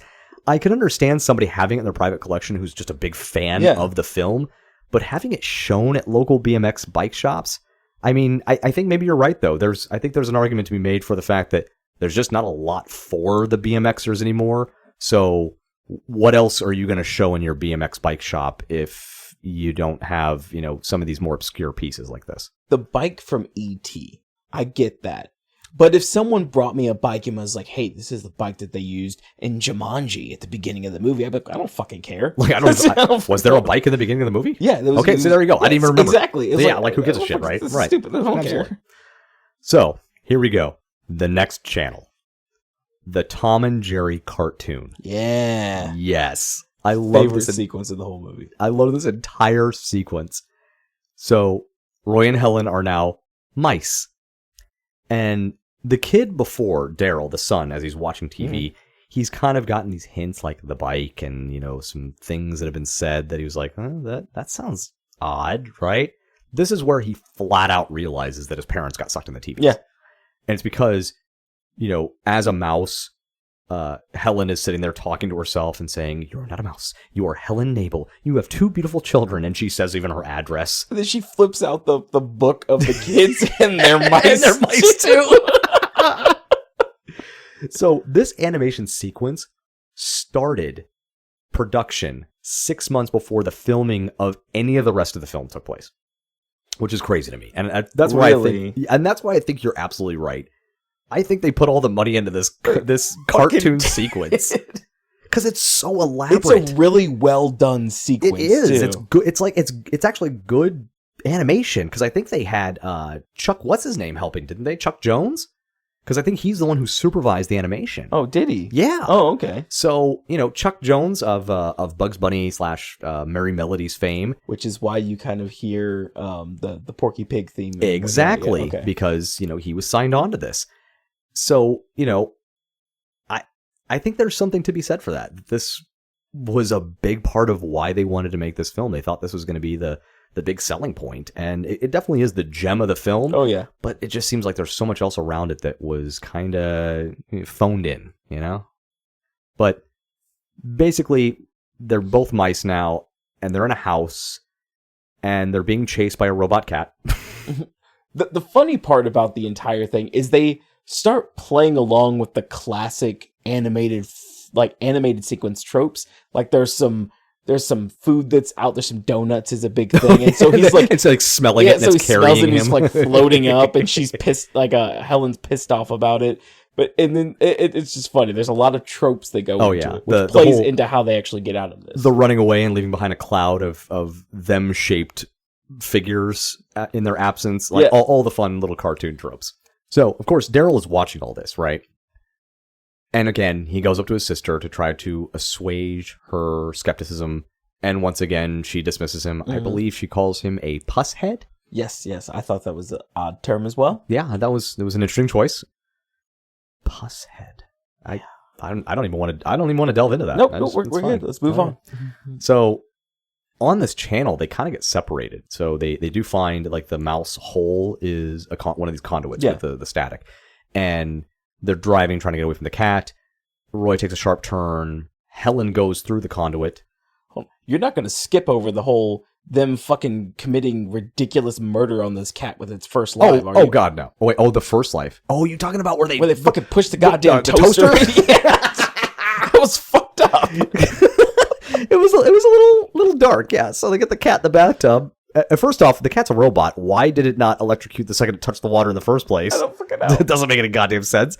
But somehow it needed some extra help, so they pushed a toaster into the bathtub and killed the cat. But it's a cat. Even if it's a robot, it's still a cat. So it has 9 lives. 9 lives. So it only uses 1 life. It's activating second life. Right? So Roy inadvertently, makes this sharp turn in this little toy car they found. Helen goes through the conduit, and then the goddamn robot cat like seals up the thing with a industrial strength fucking rivet gun. Yeah. And this is where Roy, he's like thinking like, well, you've watched thousands of cartoons. What do you do? And so he comes up with a bright idea that he writes to the Acme Company. And I thought that was fun because this is actually how I realized it was Chuck Jones, because the stamp that he puts on the letter that he writes has the likeness of Chuck Jones on it. I didn't realize that. Yeah. So, kind of cool. So he sends this letter off, and clearly the letter was to the Acme Company, and the intent was to send them a robot dog. Because if you're trying to find a robot cat, you get a robot dog. Makes sense. So they tear the house complete and utter shit, and then the little hole over the conduit finally falls down, and Roy's able to escape. Yep. Huzzah. It's so good, though. So next channel is, for Roy, Dwayne's Underworld. And this is the offshoot of Wayne's World.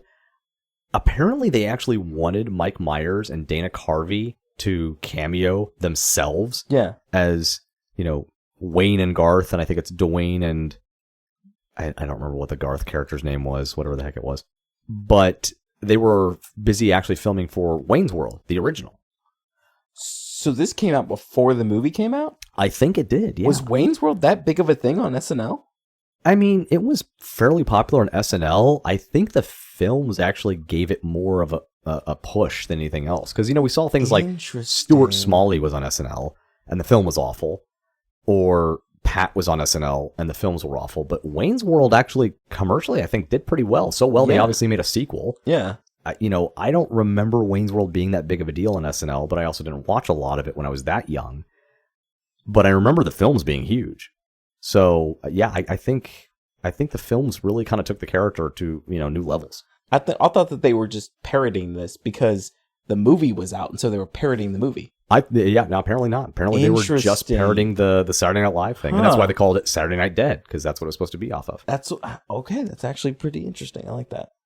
There's a whole little sequence that happens there. It's not really that interesting. No. They're kind of supposed to be like zombies, I guess. I'm not really sure, but he manages to escape that, goes to the conduit. So that gets us back to a point where both Helen and Roy are in the same place. Now, he doesn't know right away, but he winds up in a film noir, which after we just did Brick, I think is fantastic. Well, he even references Humphrey Bogart as Maltese Falcon. Yeah, as the Maltese Falcon. Isn't that great? Yeah, I thought that was fantastic. Actually, he says one line in this that I really love. Roy Nabel, private dick. Well, better than being a public dick. I love that line. But yes, he mentions the Maltese Falcon. And it's actually here that Daryl, the son, is finally able to convince his sister Diane that his parents are in the damn TV. She comes downstairs, she's showing him, and he, it's Roy walking around in a fedora and a long coat. He says, that's Dad. And she's like, that's not Dad. That guy just a guy that looks like Dad. And then it shows the newspaper of, I think it was Helen, or Helen being kidnapped. Dame goes missing, something like that. And then it's when Diane finally has the epiphany, and she's like, that's Mom. Like, yeah, no shit. The kid's been trying to tell you this the whole damn time. And it's just so frustrating. It's like, really? I mean, even if this were an elaborate prank, come on. Exactly. Come on. It's that finally convinces her. So this is where we find out what happened to Murray Seidenbaum. Oh, yeah, because his wife got crushed, but we didn't really see what happened to him. Exactly. So this whole time, it's just kind of been, I guess maybe we just working the assumption that Murray was gone too. But no, Murray came into this film noir, and he started his own club and called it Club Seidenbaum. Mm-hmm. So I don't know how long he's been there, but he seems to have been there long enough to start his own club. Pretty impressive, I guess. I mean, TV time is a little bit different than our time, too. Apparently so, yeah. This is where we also kind of find out that Murray's dynamic with his wife was somewhat similar to Roy's dynamic with Helen, in that there's a more meager party, the man, and then a more overbearing party, the woman. Only with Murray and his wife, she was, constantly ordering him around and what have you. So the reason he decided he was going to open Club Seidenbaum or take over Club Seidenbaum is, as he says, he wanted to be the big boss. Yes. He's got Helen there. He's not really doing anything bad to her or whatever, but it's really just kind of a way for us to find out more about the power of the remote. Because the next thing that happens is one of his goons or whatever, I guess, as he's sitting there with Helen, and before Roy kind of comes barging in to confront him, one of his goons brings over a like vase or something. Yeah. I can't remember what it is. It's like a small statuette or something. He brings it in. Murray Seidenbaum crushes this thing, and there's one of the remotes inside. And he says, I brought my remote in with me. It gets too hot. Bam, I'm on another channel. And that's when we find out that the remote has a lot of power. It doesn't just have the power to change channels in the real world or to send demons named Crowley into the programming. If you have the remote inside the programming, you can use it on yourself to move around and maneuver. Yeah.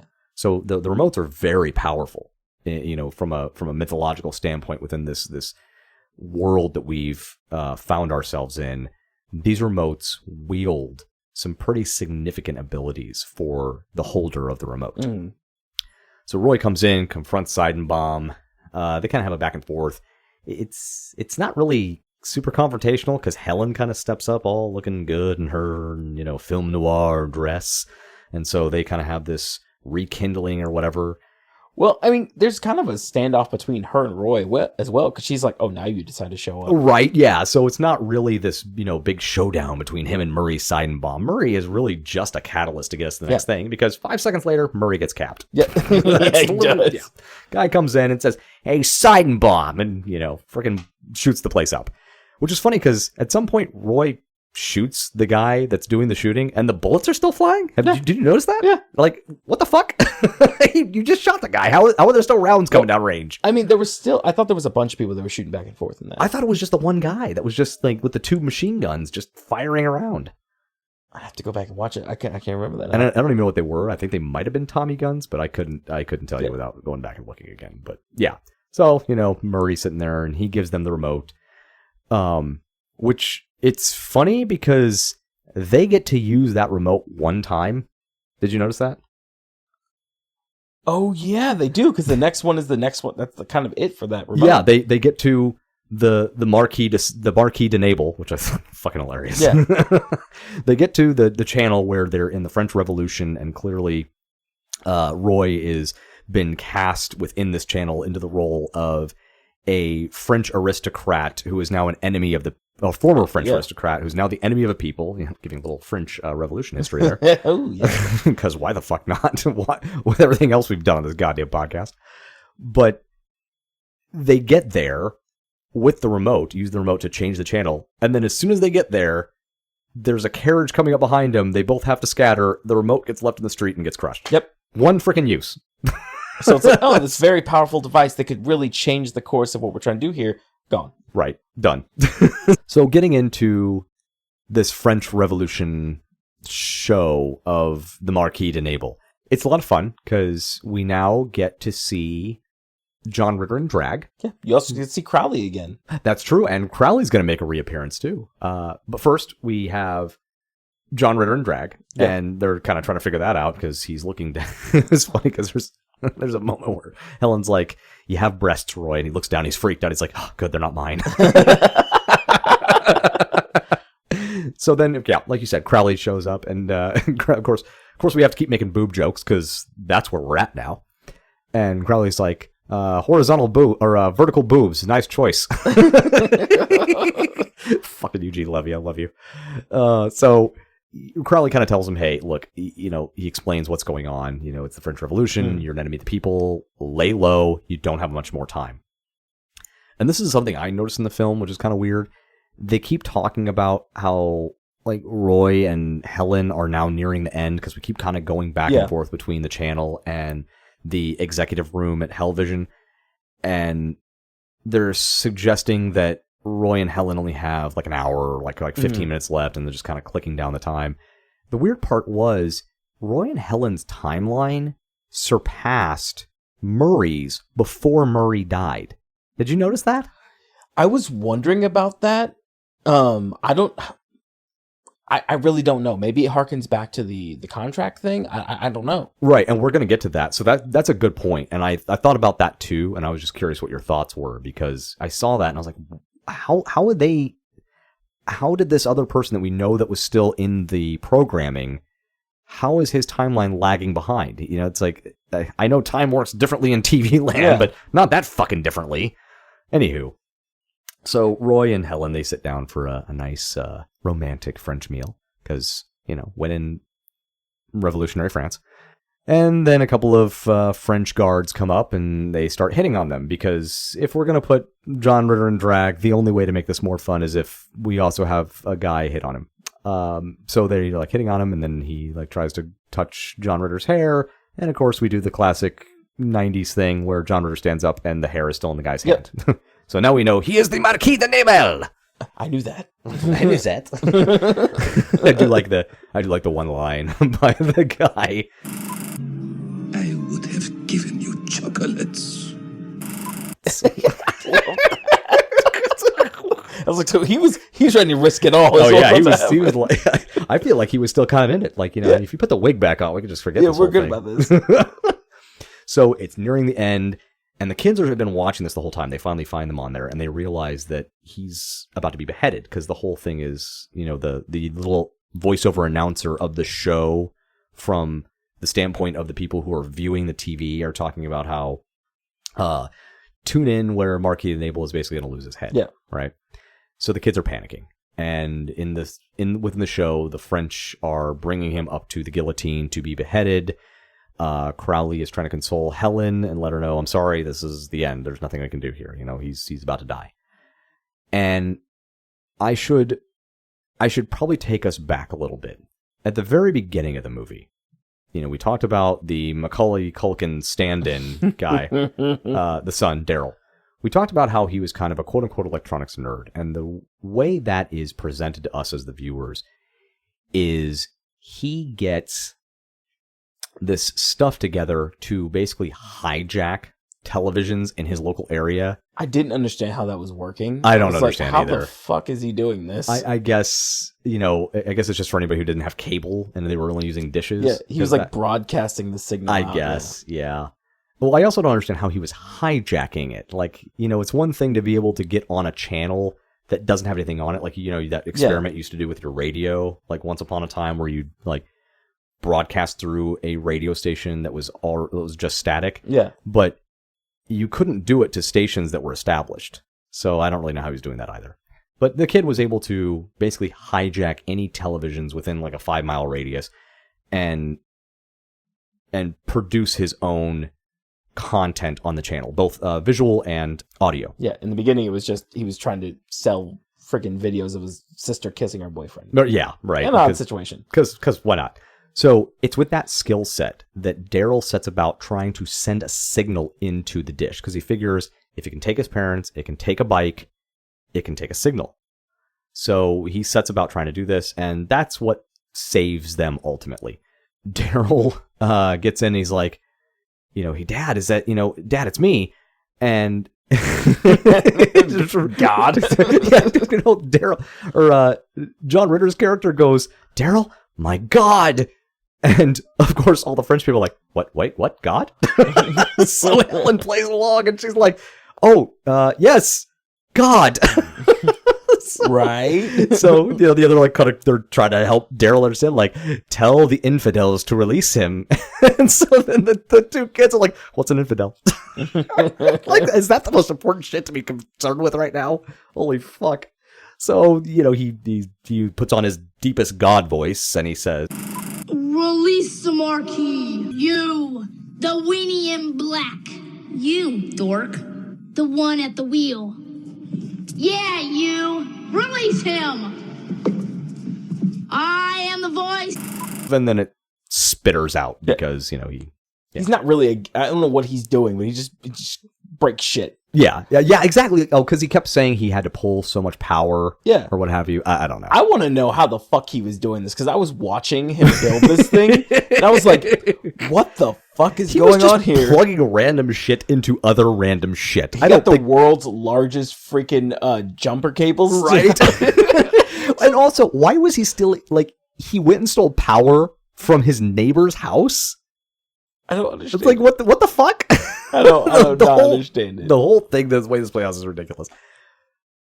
But Roy and Helen have survived, so they're done, right? That's what you would think. That's what you would think.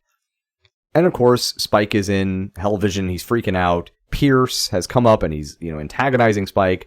And now Spike is choking the shit out of Pierce and, fucking ready to murder him right then and there. And that's when somebody walks up and talks about a contractual anomaly that means they can maybe keep this going for a little while longer. Well, it seemed like whenever the lady came up and she was talking about, because she's from like their Hell legal team, it seemed like she was trying to point out to him that, hey, we've made a mistake. We can't do this. Right. But then Spike, like, internally is like, no, we can use this to our advantage. That's a good point. She does. She's insinuating the contract was only for one person. You took two. And then Spike turns that into a positive, realizing, okay, not a problem. We didn't take her. She just wound up in our program. Yeah, and she came on her own volition. That's right. So they, quote unquote, discharge Mr. Nabel. And they send him back. And they keep Helen in. And that's when Spike, and I like the escalation here. Because, Spike has been, kind of willing to send things in and try to, manipulate things from the Hell Vision CEO boardroom. But this is when he realizes he's got to get his hands dirty. So Spike gets his little spinny remote coolness. And he sends himself into the program because now it's time for him to get involved. So he goes to the French Revolution channel. Pushes Crowley over, kind of a dick move, because we totally didn't forgot to mention this. Yeah. Apparently Crowley's tussle with the wolves left him without an arm and a leg. He's just limping along. And even makes reference to it because he was so excited that the Nabels won at one point that he goes, I would have paid an arm and a leg to see this. And I did.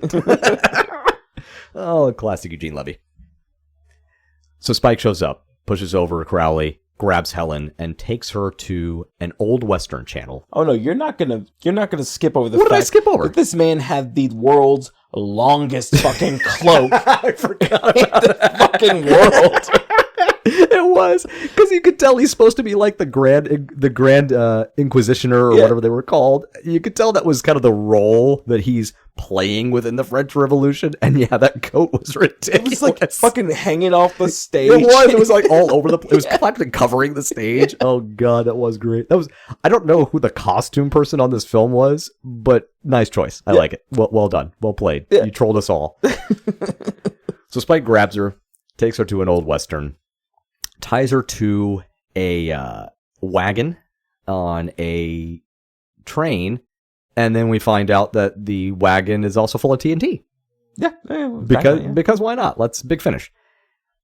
All of this is to entice Roy to come back into the TV and come back into the programming to try to save her, because he realizes that the Roy that he was when he first went on this journey never would have lifted a finger to go after Helen.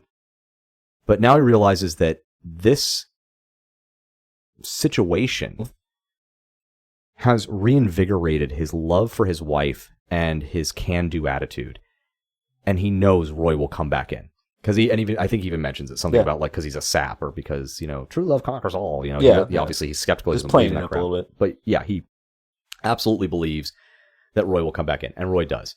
So Roy grabs the remote and he heads back in. He winds up in the same Western and has a showdown with Spike. So already we're now seeing this whole thing kind of accumulate. It's weird because it's like the storytelling seems to get really good here at the end. Yeah.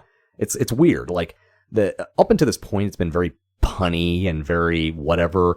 But as we're escalating towards our conclusion, it was weird because it's like, okay, so we're bringing in the main antagonist who's kind of been this out of touch person up until this point. It's just been Roy versus the machine, but now he's going to be versus the machine creator. He's escalating to Spike. And I don't know, it was somewhat compelling. Well, there was one part in this that I found kind of interesting, and I don't know if this is what they were intending, but as the story goes along, they strip Helen's character down more and more as the story goes on. Almost as if they're creating the damsel aspect of her. Because before she was a strong character. She was the one kind of making Roy out to be kind of a weenie. And so at the end, she's got to be rescued by Roy. And I don't know if you noticed, but in the beginning, she's very reserved with her clothing. But as it goes down, at the very end, she's not wearing much. Oh, that's a good point. So even with the French Revolution, they start stripping her down more and more. You're right. They really they really start to kind of get them back towards, somewhat of a 1950s dynamic of, the male of the household, the female of the household. You're absolutely right. And, it's a little misogynistic, but they do kind of go towards this goal almost of them reestablishing themselves in traditional marital roles. Yeah. So Spike and Roy have their showdown. Spike, of course, is faster because, I don't know, he's a demon. I don't fucking know. He's a fucking, I don't know.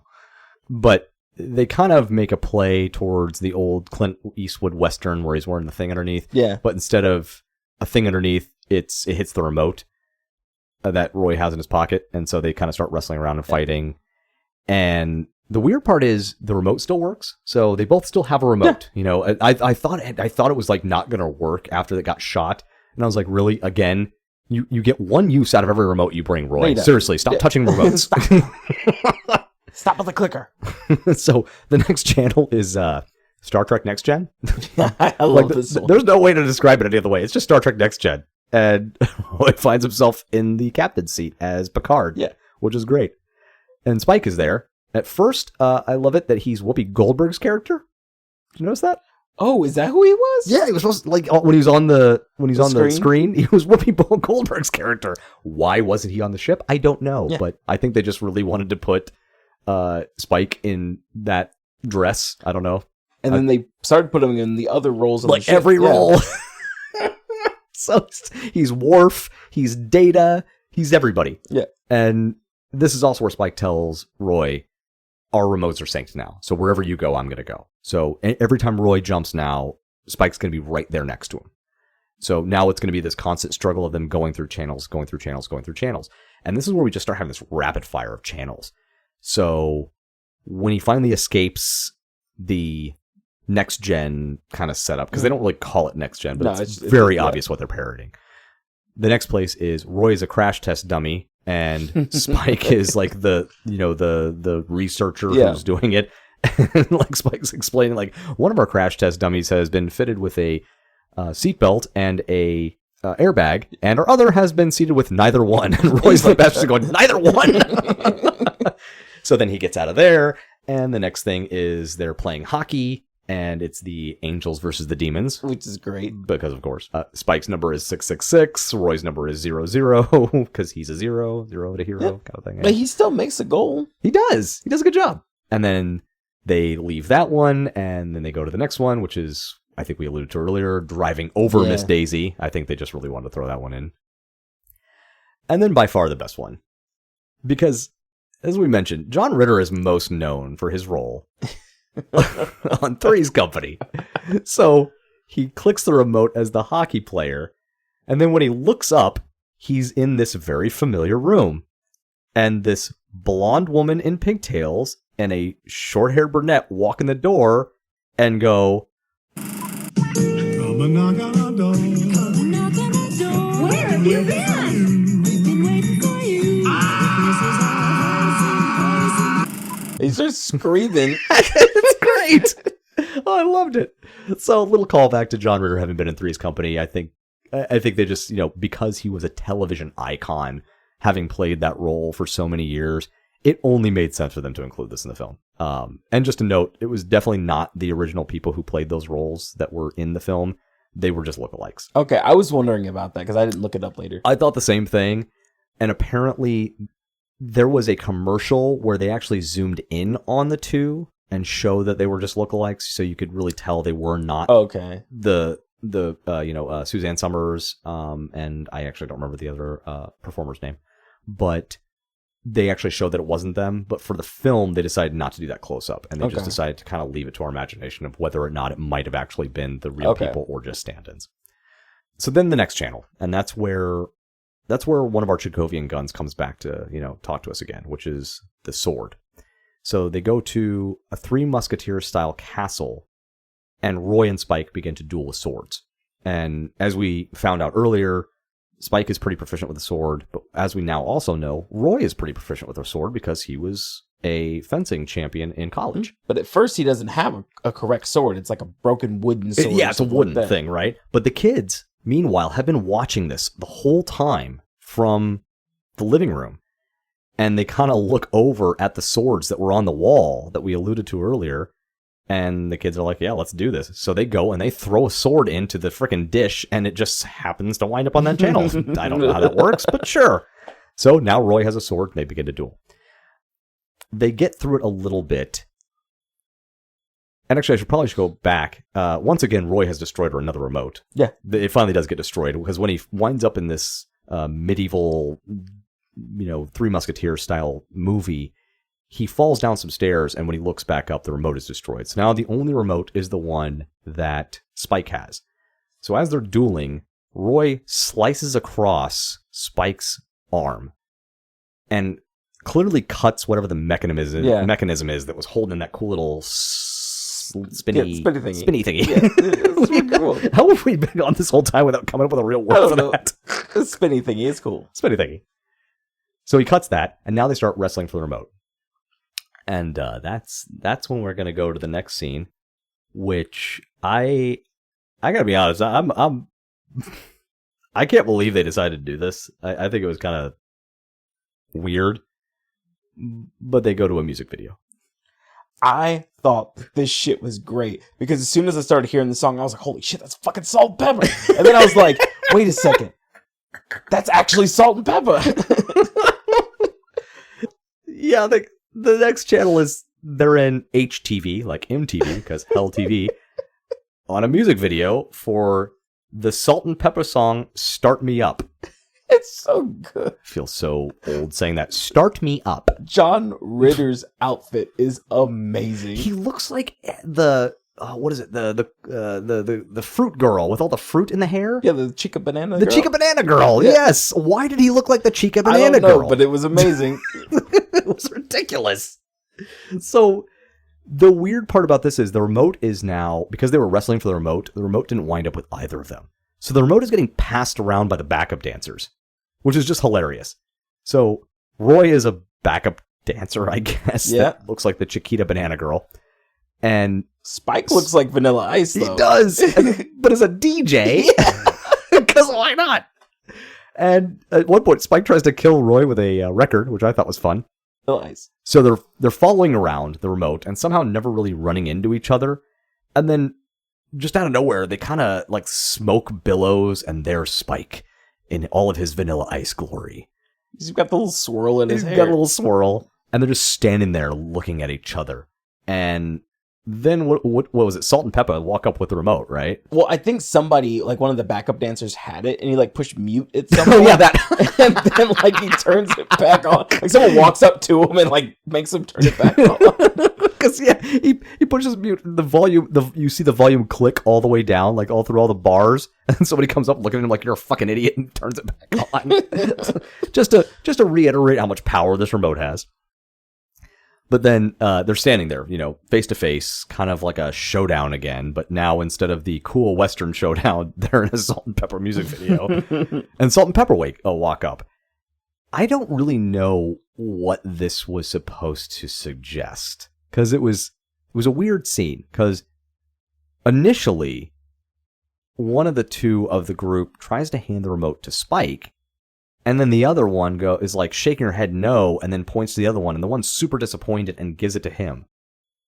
And I'm not really sure what that was supposed to represent. I think it was the fact that maybe it's suggesting that Roy won.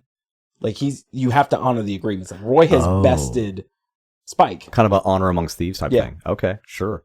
Because not that Salt and Pepper are demons, but within this context, they are on Hell TV. So I mean, they're their supposed music to be. is hellacious. Do you feel good about that? I do. Are you proud of yourself right now? I do.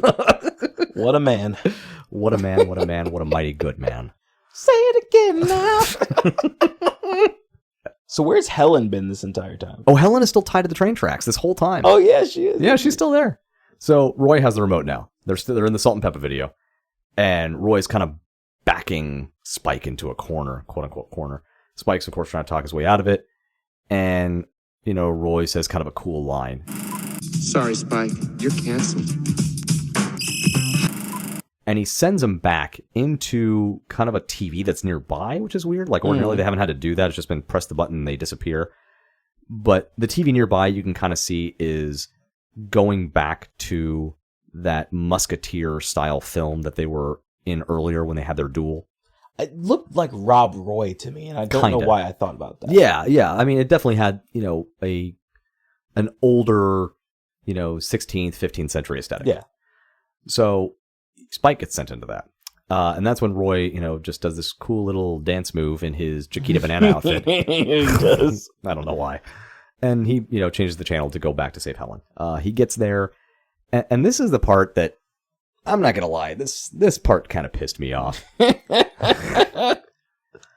He gets there, and he gets up to Helen, and he can't get the ropes undone. He's got the remote.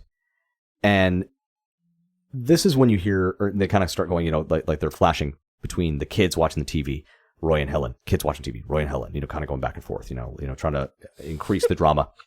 And that's when Daryl, the son, starts going, turn it off. Turn it off. And then Helen has the same idea and goes, Roy, what do you do when you want the TV to go away? Turn it off. Why the fuck didn't they do that before? He wasn't fucking thinking. He had salt and pepper going on. He was a fucking mouse. Some shit was just going on. But that's what I mean. They get to, Club Seidenbaum, right? They got a remote in their hand. They're being shot at, sure.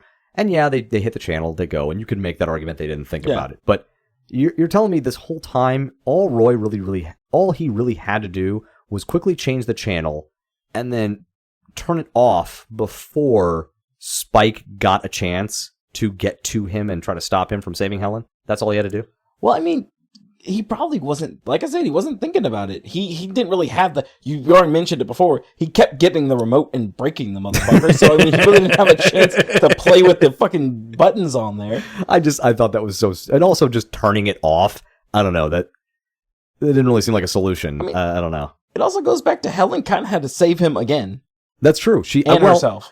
I think he quote unquote saved her because he got to her. He has the remote, so he's brought the catalyst that can save them both. Yeah, but they did it together. But they did it together. Helen's still participating.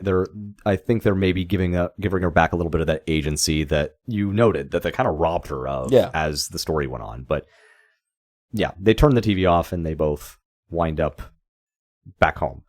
I didn't understand why the TV just didn't turn off and it goes back home, and why they just left and then the train like plows into the TNT and explodes. Yeah. And this is where we run into another Chekhovian gun. And there's been several that, the kid in his electronics was a Chekhovian gun that we see him playing with in the beginning, and it becomes the savior for them in the end. And then we have another Chekhovian gun. This dog next door has kind of been annoying Roy. Every time he tries to leave for work, it's a big Rottweiler that kind of attacks his car. And when the kid went over to steal power from the neighbor, the Rottweiler showed up and chased him out of the yard.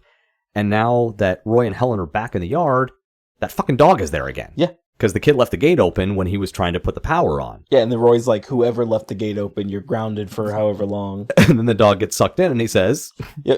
Whoever left the gate open, I forgot what he said. I'll raise your allowance or something. I'll raise your allowance, something, yeah. Because they all hate that fucking dog.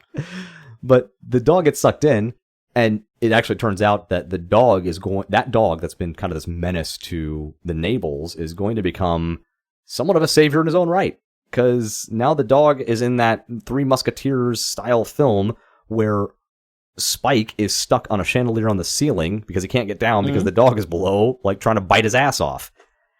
And that's when we see Crowley again. Yeah, we do. So Crowley, in a suit of armor, he hops his way over to the rope holding up the chandelier, chops it, and allows Spike to fall to the floor and be attacked by the dog. And I assume this is the end of Spike. Yeah. I don't know. It seems like he's done at that. I mean, he's already dead, so it doesn't really matter. Well, it's been 30 years, and we haven't had a sequel, so I think it's safe to say. Yeah, I think he's gone. Yeah, I think Spike's gone. Yeah, I don't think Jeffrey Jones is going to be reprising any roles anytime soon. I mean, he's acting again, like I said. Fucking Christ Almighty. The movie does end on a good note, though. I mean, you have Pierce, I think it was, that assumes the role of Spike. Yeah, he's like, I get his parking space, and now he's got the little spinny, cool remote thingy. But funny thing, I said that we're not getting a sequel, but AMC Studios back in 2020 was reportedly, and I don't know how much this can be trusted, because, and plus there's plenty of shows that, studios will talk about them and maybe even start pre-production, but then they fall to the wayside. I mean, hell, look at The Crow. How many times have they tried to redo that movie? They are. They are now, Yeah, but yeah. how many times before? I mean, it's had quite a bit, yeah. It's gone through like 5 or 6 iterations of trying to get restarted and has never gotten off the ground. It's always something that stops it in pre-production. Well, they had talked about adapting it into a television series with Ian Goldberg and Richard Nying as the writers. Why? I'm not really sure. I don't know if they, because the way I figure it, there's that idea that you see things like right now, that 90s show, or when it was the 90s, that 70s show, because the people who grew up in that show are now in the positions where they can get things made. That's well, true. Now it's been 30 years. So anybody who probably enjoyed that, and even at like the young age I was, because I would have been, 9 years old when that film came out. The people that enjoyed it then would now be 40s, 50s, right?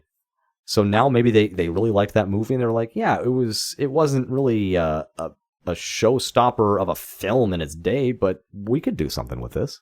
I mean, if you thought about it too, we have already mentioned that time is kind of suspended within the TV realm.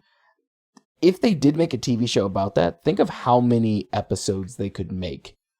How many TV shows are out there now? That's a good How point. many movies they could go into? You could make it like Quantum Leap, Or 'cause every episode is a different show that they have to participate in. That's a good point. Because then you could get a lot of cameos in there. Man, you really could. You could have a supernatural episode. Oh, fuck, we're writing the show right now. Look at us. No, they're going to steal our fucking ideas. They're listening to the podcast right now like, okay, guys, scrap everything, go down. We're going this direction. We'll go this way. In wrapping this up, Roy is back in the real world with Helen. We don't really see much about what Helen is doing. I guess we just assume She's she the same thing. Yeah. went back to her old job. She's a VP of marketing. Right. She's already got a pretty good career. Roy actually opens a fencing studio. Yeah. And he doesn't anything. What do they say? He watches like 1 hour of TV a week, and Like it's only 60 minutes. 60 minutes. Yeah, that was it. 60 minutes, because that was code for smart people back in the 90s. But before we wrap this whole thing up and tie a bow on it, I have to say, if you had to choose who the true hero of our story is, who would you say it is? Crowley. Okay, Crowley. That's good. I mean, think about it. He was there the entire time helping them out. He showed them the way to get to the TV. He helped them out with the marquee area. He was like, hey, let me kind of just try to help this. If it's not Crowley, it would be Helen. Okay. That's what I think. What do you think? Salt and Pepper. Salt and Pepper is the hero of the story. Because I will hear nothing else. they gave the remote. All they had to do was give the remote to Spike, and the entire film would have been a completely different ending. It would have been Spike becoming victorious. It would have been Spike sending him back to wherever he wanted him to, or just maybe killing him right there on the spot. And then Helen would have died. The kids would have been orphans. The Rottweiler would have still been terrorizing the neighborhood. Everything would have been awful. Salt and Pepper, true heroes of the story. This got dark as fuck. Yeah, see how dark it would have been if Salt and Pepper had not made the right decision?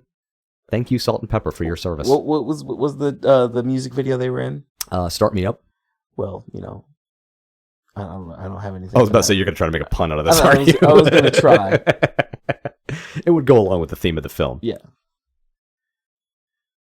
Oh, God. Why do we always do this? Why do we always do this, AJ? Oh, shit. Who is playing Sam Elliott in this fucking movie? Okay. All right. So, Or who is Sam Elliott playing in this fucking movie? All right. I got one for this. Okay, give me one. Who you got? All right. So, Salt and Pepper are the heroes. That's what, sorry. I already love where you're going. You say Salt and Pepper are the heroes. That's all well and good. So, who's Sam Elliott then? Who's Sam Elliott in this film? Oh, I thought you were going to try to insinuate Sam Elliott with Salt and Pepper. No, I'm trying to say if they are the heroes, they can't be Sam Elliott. I'm going to say that right now. So who is Sam Elliott? See, this is a tough one because Sam Elliott is not Roy Nabel. So Roy Nabel is a slapstick kind of unintentional, greatness thrust upon you hero. He's definitely not the kid. Mm-hmm. He's not the son. He's out. He's not Spike. So I'm going to go with a lesser role, but still very important. He's Pierce. Really? Yeah, just kind of in the background, kind of being cool, just waiting to, kind of throwing it a jab here and there, but really just waiting for his time. Just be like, I'll get his parking space. No, he's the daughter. I want to hear him say Pusshead and Dweebazoid. And just remember when she was out in the lawn and she was like cheering with her friends. I want to see Sam Elliott do this. You want Sam Elliott with some pom poms? Yeah, I think he would rock pom poms. Yeah, I'm here for it. Stay Tuned can be seen on Vudu and the Roku channel right now for free. If you have a Prime Video subscription, I believe you can see it there without that's paying. Where I watched it. And you can also rent it for $3.99 on Apple TV. Amazingly enough, I will also say you can probably find this in DVD form at local vintage DVD video game record places, because that's actually where I was able to find it, because I wanted to be able to pull audio off of it pretty easy in case any of the streaming channels decided to stop carrying it.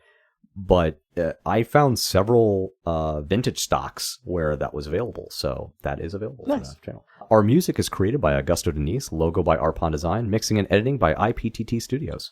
And we want to hear from you and your own slice of toast or your suggestion for a schmeckin'.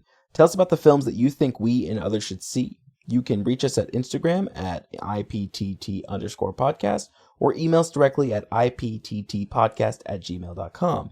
Now, if you are a Spotify user, you can interact with us directly by using the Q&A feature by replying all. And please, on all of our platforms, wherever you're listening to us, if you could, just give us a rating. Tell us how we're doing. And if you ever sell your soul for 666 premium channels and find yourself inside the TV fighting for your life against the forces of evil, just remember, you can always get more toast. Thanks for listening.